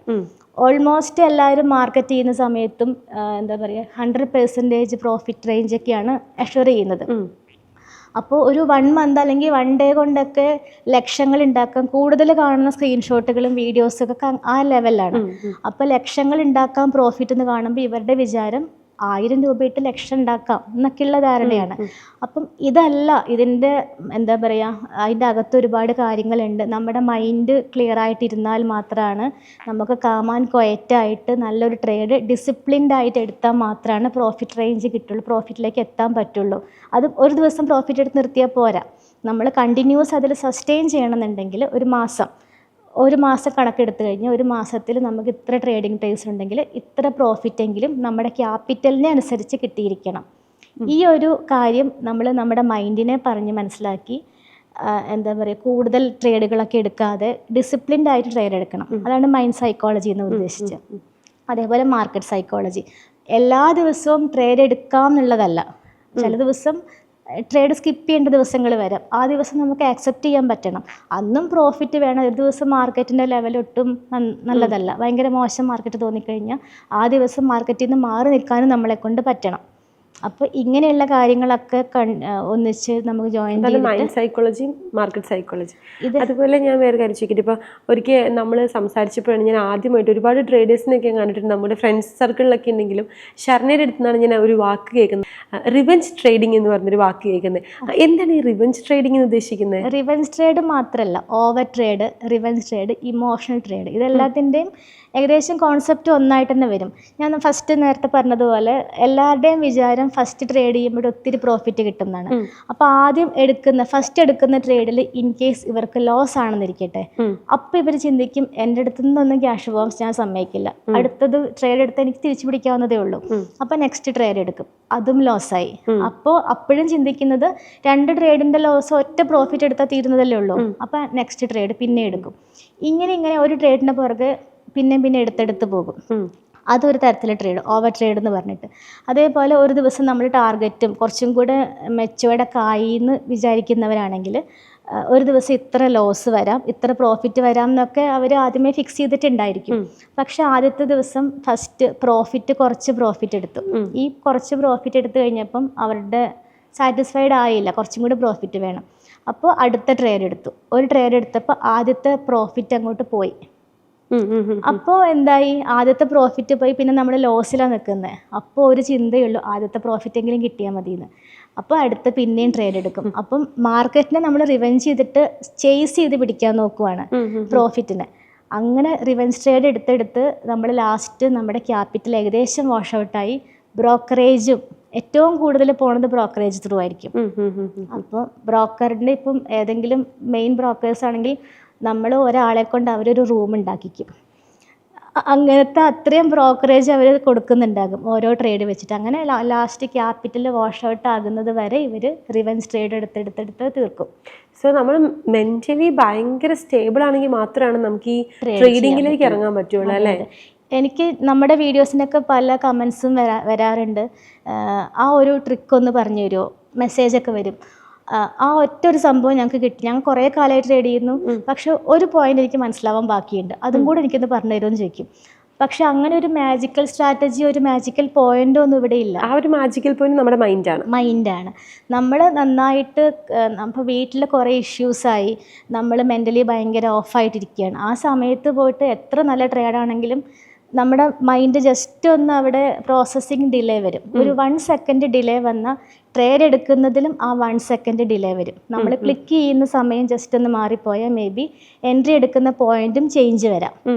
അങ്ങനെ വരുമ്പോൾ ചിലപ്പോൾ ടാർഗറ്റ് എത്തുന്നത് എവിടെയാണോ അവിടെയാവും നമുക്ക് എൻട്രി പോയിന്റ് കിട്ടുന്നത്. പിന്നെ നേരെ വന്ന് സ്റ്റോപ്പ് ലോസ് ആണ്. ആ ദിവസം ലോസ് ആയി. നമ്മുടെ ഇമോഷൻ ഇതിനെ ഭയങ്കരമായിട്ട് ബാലൻസ് ചെയ്യുന്നുണ്ട് അല്ലേ? അതെ അതെ. അപ്പം നമ്മൾ അതുകൊണ്ട് തന്നെ ഏറ്റവും കൂടുതൽ നമ്മൾ ഇവിടുത്തെ ക്ലാസ്സിൽ സൈക്കോളജി സെക്ഷനാണ്. അത് അരുൺ തന്നെയാണ് എടുക്കുന്നത്. അപ്പോൾ സൈക്കോളജി മെയിൻ എടുക്കുന്നുണ്ട്. സൈക്കോളജി കഴിഞ്ഞിട്ട് നന്നായിട്ട് ഡിസിപ്ലിൻഡ് ആയിട്ട് ഓരോരുത്തരെ കൊണ്ടും അന്നന്നത്തെ പ്രോഫിറ്റ് ഷീറ്റ് നമ്മുടെ ഗ്രൂപ്പിൽ ഇടിക്കും. എന്ന് വെച്ചാൽ രാവിലെ ട്രേഡ് എടുത്തു കഴിഞ്ഞാൽ ആ ട്രേഡ് നമ്മുടെ ഗ്രൂപ്പിൽ ഇട്ടിരിക്കണം. അതേപോലെ ഈവനിങ് ഓർഡർ ബുക്ക് ഷെയർ ചെയ്യണം എന്ന് പറയും. ഓർഡർ ബുക്ക് എന്ന് വെച്ച് കഴിഞ്ഞാൽ നമ്മൾ എടുക്കുന്ന ട്രേഡ് ബൈയും സെല്ലും എത്ര എണ്ണം എടുത്തു എന്നുള്ളതിൻ്റെ എണ്ണം കാണിക്കുന്നതാണ് ഓർഡർ ബുക്ക്. അപ്പോൾ ഈവനിങ് ഓർഡർ ബുക്കും ഷെയർ ചെയ്യണം. ഒരു ട്രേഡ് എങ്കിലും അനാവശ്യമായിട്ട് അവിടെ കണ്ട അയാളെ ഗ്രൂപ്പിൽ നിന്ന് റിമൂവ് ചെയ്യും. അപ്പോൾ അതുകൊണ്ട് ഇവർ കറക്റ്റ് സ്ട്രിക്റ്റ് ആയിട്ട് ഒറ്റ ട്രേഡ്, അതും ഡിസിപ്ലിൻഡ് ആയിട്ട് കറക്റ്റ് എടുക്കേണ്ട ട്രേഡ് മാത്രമേ എടുക്കുള്ളൂ. അപ്പോൾ ശരിക്കും ഈ ലേഡീസ് ഹോർമോൺ ഇംബാലൻസ് ഉള്ള ദിവസം, മൂഡ് സ്വിങ്സ് ഉള്ള ദിവസമൊക്കെ ട്രേഡ് എടുക്കാതിരിക്കുകയായിരിക്കും നല്ലത്. അങ്ങനെയുണ്ട്. പക്ഷെ നമ്മൾ കമ്മ്യൂണിറ്റി ട്രേഡ് ആകുമ്പം ഒരാൾ മൂഡ് ഓഫ് ആയിട്ട് ഇരിക്കുകയാണെങ്കിലും വേറൊരാൾ ഇരുന്ന് നന്നായിട്ട് നമ്മുടെ ബാച്ച് ഒരാളെങ്കിലും ജോയിൻ ചെയ്ത് കഴിഞ്ഞിട്ടുണ്ടെങ്കിൽ പുതിയതായിട്ട് ജോയിൻ ചെയ്ത് അവർക്ക് അതിൻ്റെ ഡിഫറൻസ് മനസ്സിലാക്കാൻ പറ്റും. ഒറ്റയ്ക്ക് ട്രേഡ് എടുക്കുമ്പം ഈ ഇമോഷണൽ ബാലൻസ് ഒക്കെ ഒത്തിരി വരും. ഞാനിവിടെ എടുക്കണോ വേണ്ടേ, ഒരു ടെൻഷൻസ് ഭയങ്കര കൂടുതലായിരിക്കും. ടെൻഷൻ കാരണം കൈ വിറച്ചിട്ട് ട്രേഡ് എടുക്കാൻ പറ്റില്ല. പ്രോഫിറ്റ് കാണുമ്പോഴാണ് ടെൻഷൻ കൂടുക. ലോസ് വരുന്ന സമയത്ത് നേരെ വന്ന് സ്റ്റോപ്പ് ലോസ് അങ്ങ് ഹിറ്റാവുക ചെയ്യുക. പ്രോഫിറ്റിലേക്ക് റൺ ചെയ്യുന്ന സമയത്ത് ടെൻഷൻ കൂടും, കൈ വിറച്ചിട്ട് ടൈപ്പ് ചെയ്യാൻ പറ്റില്ല. പിന്നെ എന്ത് ചെയ്യും എന്ന് വെച്ചിട്ട് നിൽക്കുക ചെയ്യുക. അവിടെ ഒന്നും വെക്കാതെ ഫോൺ അവിടെ വെച്ചിട്ടൊക്കെ നിൽക്കും. അങ്ങനത്തെ അവസ്ഥയൊക്കെ സ്റ്റക്കായി പോവും. അപ്പം നമ്മൾ കമ്മ്യൂണിറ്റി ആകുമ്പോൾ നമ്മൾ ഒന്നിച്ച് നിന്നിട്ട് ടെൻഷൻ ആവണ്ട, ആദ്യം ഒന്ന് കൂളാവ് എന്ന് പറഞ്ഞു കൊടുത്തിട്ട് പിന്നെ എന്താ ചെയ്യേണ്ട സ്റ്റെപ്പ് ബൈ സ്റ്റെപ്പായിട്ട് ഇങ്ങനെ ഓരോ സ്റ്റെപ്പ് പറഞ്ഞു കൊടുക്കും. അവിടെ ക്ലിക്ക് ചെയ്യും, ഇവിടെ ക്ലിക്ക് ചെയ്യും. ഇതൊക്കെ പറഞ്ഞു കൊടുത്താൽ ആ ടെൻഷൻ മാറി അവർ ആ ഒരു റൂട്ടിലേക്ക് വരും. ഓക്കെ, അപ്പോൾ അത്രയും സപ്പോർട്ട് നമ്മൾ കൊടുക്കുന്നുണ്ട്. ഉണ്ട്. ഇവിടെ എൻ്റെ ടെൻഷൻ, എനിക്ക് ലോസ് വന്നാലും ഞാനത് എങ്ങനെയും മാനേജ് ചെയ്ത് പോകും. അവർക്ക് ലോസ് വന്നു കഴിഞ്ഞാൽ പിന്നെ അവർക്ക് ടെൻഷനാകും. അപ്പം അതുകൊണ്ട് മാക്സിമം അവർക്ക് പ്രോഫിറ്റ് ഉണ്ടാവണം എന്ന് മാത്രമാണ് നമ്മുടെ ഒരു ആഗ്രഹം. അതുപോലെ കോമൺ ആയിട്ട് ഞാനിങ്ങനെ പലപ്പോഴും കണ്ടിട്ടുണ്ട്, SIP-യിൽ 500 രൂപ ഇൻവെസ്റ്റ് ചെയ്യുക, 1000 രൂപ ഇൻവെസ്റ്റ് ചെയ്ത് കോടികൾ ഉണ്ടാക്കാമെന്ന് പറഞ്ഞിട്ട്. ഈ SIP-യിൽ 500 ഇൻവെസ്റ്റ് ചെയ്ത് എത്ര നാളും കൊണ്ട് കോടികളാകും അല്ലെങ്കിൽ ലക്ഷങ്ങളാകും? 500 രൂപ ഇൻവെസ്റ്റ് ചെയ്ത് കഴിഞ്ഞാൽ കോടികളെ ഉണ്ടാക്കാൻ അത്യാവശ്യം നല്ല ടൈം എടുക്കും. ജീവിതകാലം മുഴുവൻ പണിയെടുക്കേണ്ട വരുമോ? കുറച്ച് കാലം നമ്മൾ പണിയെടുക്കേണ്ട. SIP ശരിക്കും ഒരു സേഫ് ആയിട്ടുള്ള ഇൻവെസ്റ്റിംഗ് മെത്തേഡ് തന്നെയാണ്. സിസ്റ്റമാറ്റിക് ഇൻവെസ്റ്റ്മെന്റ് പ്ലാൻ എന്ന് പറയും. അപ്പോൾ SIP ആയാലും നമുക്ക് മാനുവലി ചെയ്യാം. അതേപോലെ ഈ SIP mutual fund through SIP അതിൽ നമുക്ക് ചെയ്യാൻ പറ്റും. അപ്പോൾ നമ്മുടെ ഇവിടെയുള്ള എല്ലാ ബ്രോക്കേഴ്സും, സെറോദ, ഫയേഴ്സ്, അപ്സ്റ്റോക്സ് പോലെയുള്ള എല്ലാ ബ്രോക്കർ പ്ലാറ്റ്ഫോമുകളും ഈ മ്യൂച്വൽ ഫണ്ടിനും SIP-ക്ക് വേണ്ടി വേറെ ആപ്ലിക്കേഷൻസ് ഉണ്ട്. അപ്പോൾ നമ്മളൊരു ഇപ്പോൾ മാനുവലി ചെയ്യുകയാണെന്നുണ്ടെങ്കിൽ നമ്മുടെ ഡിമാറ്റ് അക്കൗണ്ടിൽ തന്നെ അതിന് വേണ്ട കുറേ സ്റ്റെപ്പുകളുണ്ട്. അപ്പോൾ ഒരു ബാസ്ക്കറ്റ് ക്രിയേറ്റ് ചെയ്യാം. നമുക്ക് ഇഷ്ടപ്പെട്ട അല്ലെങ്കിൽ നന്നായിട്ട് ഇനി മുന്നോട്ട് പോകും, കുറച്ചും കൂടെ നല്ല ഗ്രോത്ത് കിട്ടും എന്ന് ഉറപ്പുള്ള കുറച്ച് സ്റ്റോക്ക് ആ ബാസ്ക്കറ്റിനകത്ത് നമ്പറായിട്ട് നമുക്ക് ആഡ് ചെയ്യാൻ പറ്റും. ദെൻ നെക്സ്റ്റ് അടുത്തത് SIP എന്നൊരു സെക്ഷൻ ഉണ്ട്. ആ SIP-യിൽ പോയിട്ട് നമ്മൾ ക്രിയേറ്റ് ചെയ്ത ബാസ്ക്കറ്റ് സെലക്ട് ചെയ്ത് കൊടുക്കുക. നമ്മുടെ ഡിമാറ്റ് അക്കൗണ്ടിൽ ഫണ്ട് ഉണ്ടായാൽ മാത്രം മതി. നമുക്ക് ആ സ്റ്റോക്കിലേക്ക് ഏത് ദിവസം നമ്മുടെ അക്കൗണ്ടിൽ നിന്ന് ഫണ്ട് എടുക്കണം, എത്ര മണിക്ക് എടുക്കണം, എത്ര രൂപയ്ക്ക് എടുക്കണം, ഇതൊക്കെ നമുക്കവിടെ ആദ്യമേ ഫിക്സ് ചെയ്ത് വെക്കാൻ പറ്റും. എന്നിട്ട് അത് ക്ലിക്ക് ചെയ്ത് കൊടുത്തു കഴിഞ്ഞാൽ നമുക്ക് മാനുവലി ഒരു SIP ക്രിയേറ്റ് ആയി. പിന്നെ മാസം നമ്മളൊന്നും അറിയണ്ട. നമ്മുടെ ഡിമാറ്റ് അക്കൗണ്ടിൽ ഫണ്ട് ഉണ്ടായിക്കഴിഞ്ഞാൽ ഓട്ടോമാറ്റിക്കലി ആ ദിവസം ആ സമയമാകുമ്പോൾ ഇത്രയും നമ്മളെടുത്ത സ്റ്റോക്കിലേക്ക് സ്പ്ലിറ്റായിട്ട് അത്രയും ഫണ്ട് അങ്ങ് പൊക്കോളും. അത് ഇൻവെസ്റ്റ് ആയിക്കോളും. മീൻസ് അത്രയും ഷെയറുകൾ നമ്മുടെ അക്കൗണ്ടിലേക്ക് ബൈ ചെയ്ത് കിട്ടി. പിന്നെ അതിൻ്റെ പ്രോഫിറ്റ് തന്നെ ഇരുന്ന് റൺ ചെയ്യുവാണ്. നമ്മളതിനെപ്പറ്റി ബോധേഡാവേണ്ട ആവശ്യമില്ല. പിന്നെയുള്ളത് മ്യൂച്വൽ ഫണ്ട് ത്രൂ. മ്യൂച്വൽ ഫണ്ടാണെങ്കിലും ഒത്തിരി മ്യൂച്വൽ ഫണ്ടുകളുണ്ട്. ഇപ്പോൾ SBIൻ്റെ ഉണ്ട്, നിപ്പോൺസ് ഇന്ത്യ ഉണ്ട്, ഗോൾഡ് ETF എന്നൊക്കെ പറഞ്ഞ ഒത്തിരി മ്യൂച്വൽ ഫണ്ടുകളുണ്ട്. അപ്പം മ്യൂച്വൽ ഫണ്ടിലും നമുക്ക് SIP ചെയ്യാൻ പറ്റും. അപ്പോൾ അതിൽ ചെയ്യുന്ന സമയത്ത് കുറച്ച് കാര്യങ്ങൾ മാത്രം നമുക്ക് മാനേജർ നോക്കിയാൽ മതി. അതിൻ്റെ CAGR നോക്കുക, NAV നോക്കുക, അങ്ങനെ കുറച്ച് കണ്ടീഷൻസ് മാത്രമേ നോക്കാനുള്ളൂ. ഇപ്പോഴാണെങ്കിൽ ഈസിയാണ്. ChatGPT ഇതൊക്കെ നോക്കിക്കഴിഞ്ഞാൽ ഇതിനെ പറ്റിയിട്ട് NAV എത്രയുള്ള SIP നല്ലത്, CAGR മിനിമം എത്ര വേണം, ഇതൊക്കെ നോക്കാനും നമുക്ക് ChatGPT പോലെ ജെമിനി പോലത്തെ കാര്യങ്ങളുണ്ട് ഇപ്പോൾ. അപ്പോൾ അത് വെച്ചിട്ട് മ്യൂച്വൽ ഫണ്ടിൽ അതിൻ്റെ അകത്ത് ഓരോ മ്യൂച്വൽ ഫണ്ടിനും ഒരു മാസം മിനിമം ഇത്ര ഇൻവെസ്റ്റ്മെൻറ്റ് എന്നുണ്ടാകും. അപ്പോൾ മിനിമം 500 രൂപ മുതൽ അങ്ങോട്ടേക്ക് എത്ര എമൗണ്ട് നമുക്ക് ഇൻവെസ്റ്റ് ചെയ്യാം. അതുപോലെ ഡെയിലി SIP ചെയ്യും. അപ്പോൾ നമ്മൾ ബാങ്കിലൊക്കെ ഡെയിലി ഒരു സംഭവമുണ്ട്, നമ്മുടെ അടുത്ത് വന്ന് ഫണ്ട് കളക്ട് ചെയ്ത് പോകും, അങ്ങനത്തെ ഡെയിലി കളക്ഷൻ. ഡെയിലി കളക്ഷൻ ഉണ്ട്. അതേപോലെ തന്നെ നമുക്ക് ഡെയിലി SIP ചെയ്യാം. അതേപോലെ വീക്കിലി വേണമെങ്കിൽ ചെയ്യാം, 15 ഡേയ്സ്, ഇതൊക്കെ നമ്മുടെ ഇഷ്ടമാണ്. 15 ഡേയ്സ് ചെയ്യാം, മന്ത്ലി ചെയ്യാം, ഇതൊക്കെ നമ്മുടെ ഇഷ്ടം. ഒരു മാസം നമുക്കൊരു 10,000 റുപ്പീസ് മാറ്റി വെക്കാനുണ്ടെങ്കിൽ അത് ഒന്നിച്ച് 10,000 റുപ്പീസും ഒരു മ്യൂച്വൽ ഫണ്ടിലേക്ക് മാത്രം ഇൻവെസ്റ്റ് ചെയ്യണമെന്നില്ല. നമുക്ക് 1, 2, 3 മ്യൂച്വൽ ഫണ്ട്സ് എടുത്തിട്ട് അത് ഒന്ന് 7 ഡേയ്സ് കൂടുമ്പോഴാക്കാം, ഒന്ന് വേണമെങ്കിൽ വീക്കിലി ഡെയിലി ആക്കാം, ഒന്ന് 15 ഡേയ്സ് കൂടുമ്പോൾ ആക്കാം, ഒന്ന് മന്ത്ലി ആക്കാം. ഈ എമൗണ്ട് നമ്മുടെ ബാങ്ക് അക്കൗണ്ട് ഉണ്ടായിരിക്കണം. നമ്മുടെ ബാങ്ക് അക്കൗണ്ടിലേക്ക് ഇത് കണക്ട് ചെയ്ത് വെക്കാനായിട്ടും പറ്റും. എന്നിട്ട് മന്ത്ലി ഇത്ര ഇൻവെസ്റ്റ് ചെയ്യേണ്ട ദിവസം, അതേപോലെ സ്റ്റെപ്പ് അപ്പ് SIP. ഇപ്പോൾ നമ്മൾ ഒരു മാസം 10,000 ആണെന്ന് പറഞ്ഞല്ലോ, പിറ്റത്തെ മാസം വേണമെങ്കിൽ 10,100 ആക്കാം, 10,500 ആക്കാം, ഓരോ 500 രൂപ എക്സ്ട്രാ ആഡ് ചെയ്തിട്ട് പോകാം. ഇതൊക്കെ നമ്മുടെ കയ്യിൽ നിന്ന് നമ്മളറിയാതെ നമ്മളങ്ങ് സേവ് ചെയ്യുന്ന പൈസയാണ്. അപ്പോൾ അതിങ്ങനെ ആഡ് ചെയ്ത് വെച്ചാൽ നമ്മളൊരു ഇൻസ്ട്രുമെൻ്റ് ഒരു സാധനം വാങ്ങുക, പ്രൊഡക്റ്റ് പർച്ചേസ് ചെയ്യുകയാണ്, EMI നമ്മൾ എന്തായാലും ആ സമയത്ത് അടച്ചിരിക്കുമല്ലോ, അല്ലേ? കയ്യിൽ ക്യാഷിൽ നമ്മൾ കടം മേടിച്ചിട്ട് നമ്മൾ അടച്ചിരിക്കും. അതിൻ്റെ മറ്റേ ബൗൺസ് എമൗണ്ട് ഒക്കെ കൊടുക്കേണ്ടി വരില്ല, സിബിൽ സ്കോർ കുറയൊക്കെ. ഇവിടെ സിബിൽ സ്കോറിൻ്റെ ഇഷ്യൂ ഇല്ലെങ്കിലും ബൗൺസ് ചാർജ് വരും. ഒരു SIP പെൻഡിങ് ആയ ബൗൺസ് ചാർജ് വരും നമ്മുടെ അടുത്തുനിന്ന്. അപ്പോൾ അതുകൊണ്ട് ബാങ്കിൽ കറക്റ്റ് ആ ടൈമിൽ ഫണ്ട് ഇൻവെസ്റ്റ് ചെയ്ത് വെച്ച് ഫണ്ട് അക്കൗണ്ട് ഉണ്ടായാൽ കീപ്പ് ചെയ്താൽ മാത്രം മതി. ആ ദിവസം കറക്റ്റ് നമ്മുടെ ബാങ്കിൽ നിന്ന് ഇത് ഡിഡക്റ്റ് ആയിക്കോളും, നമ്മളൊന്നും അറിയണ്ട.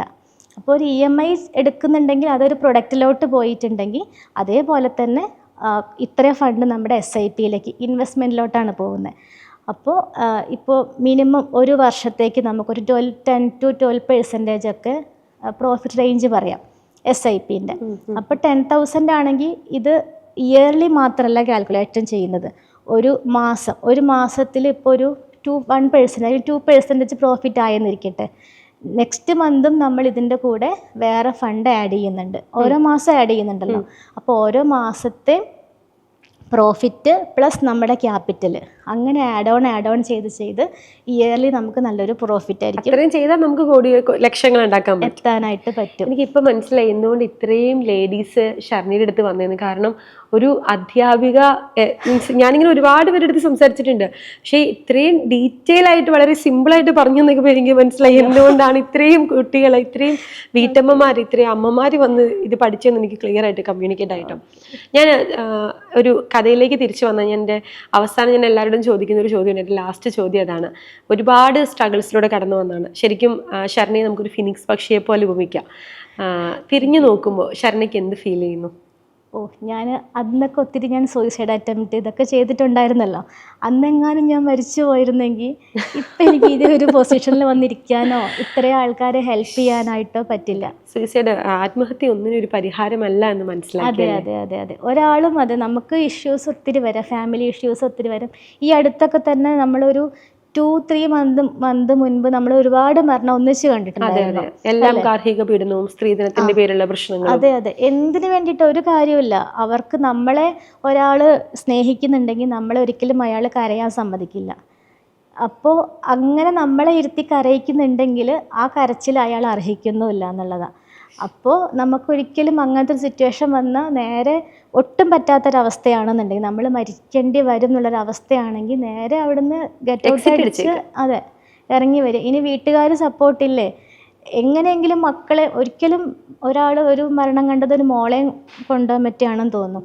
അപ്പം അതൊക്കെ ഭയങ്കര എന്താ പറയുക, നമുക്ക് ഭയങ്കരമായിട്ട് ഹേർട്ട്. അവർക്ക് മാത്രമല്ല, അവർക്ക് മരിച്ചിട്ട് അങ്ങ് തീർന്നു, ബാക്കിയുള്ളവരുടെ മനസ്സിൽ എപ്പോഴും അതിങ്ങനെ ഹോണ്ട് ചെയ്തുകൊണ്ടേയിരിക്കും.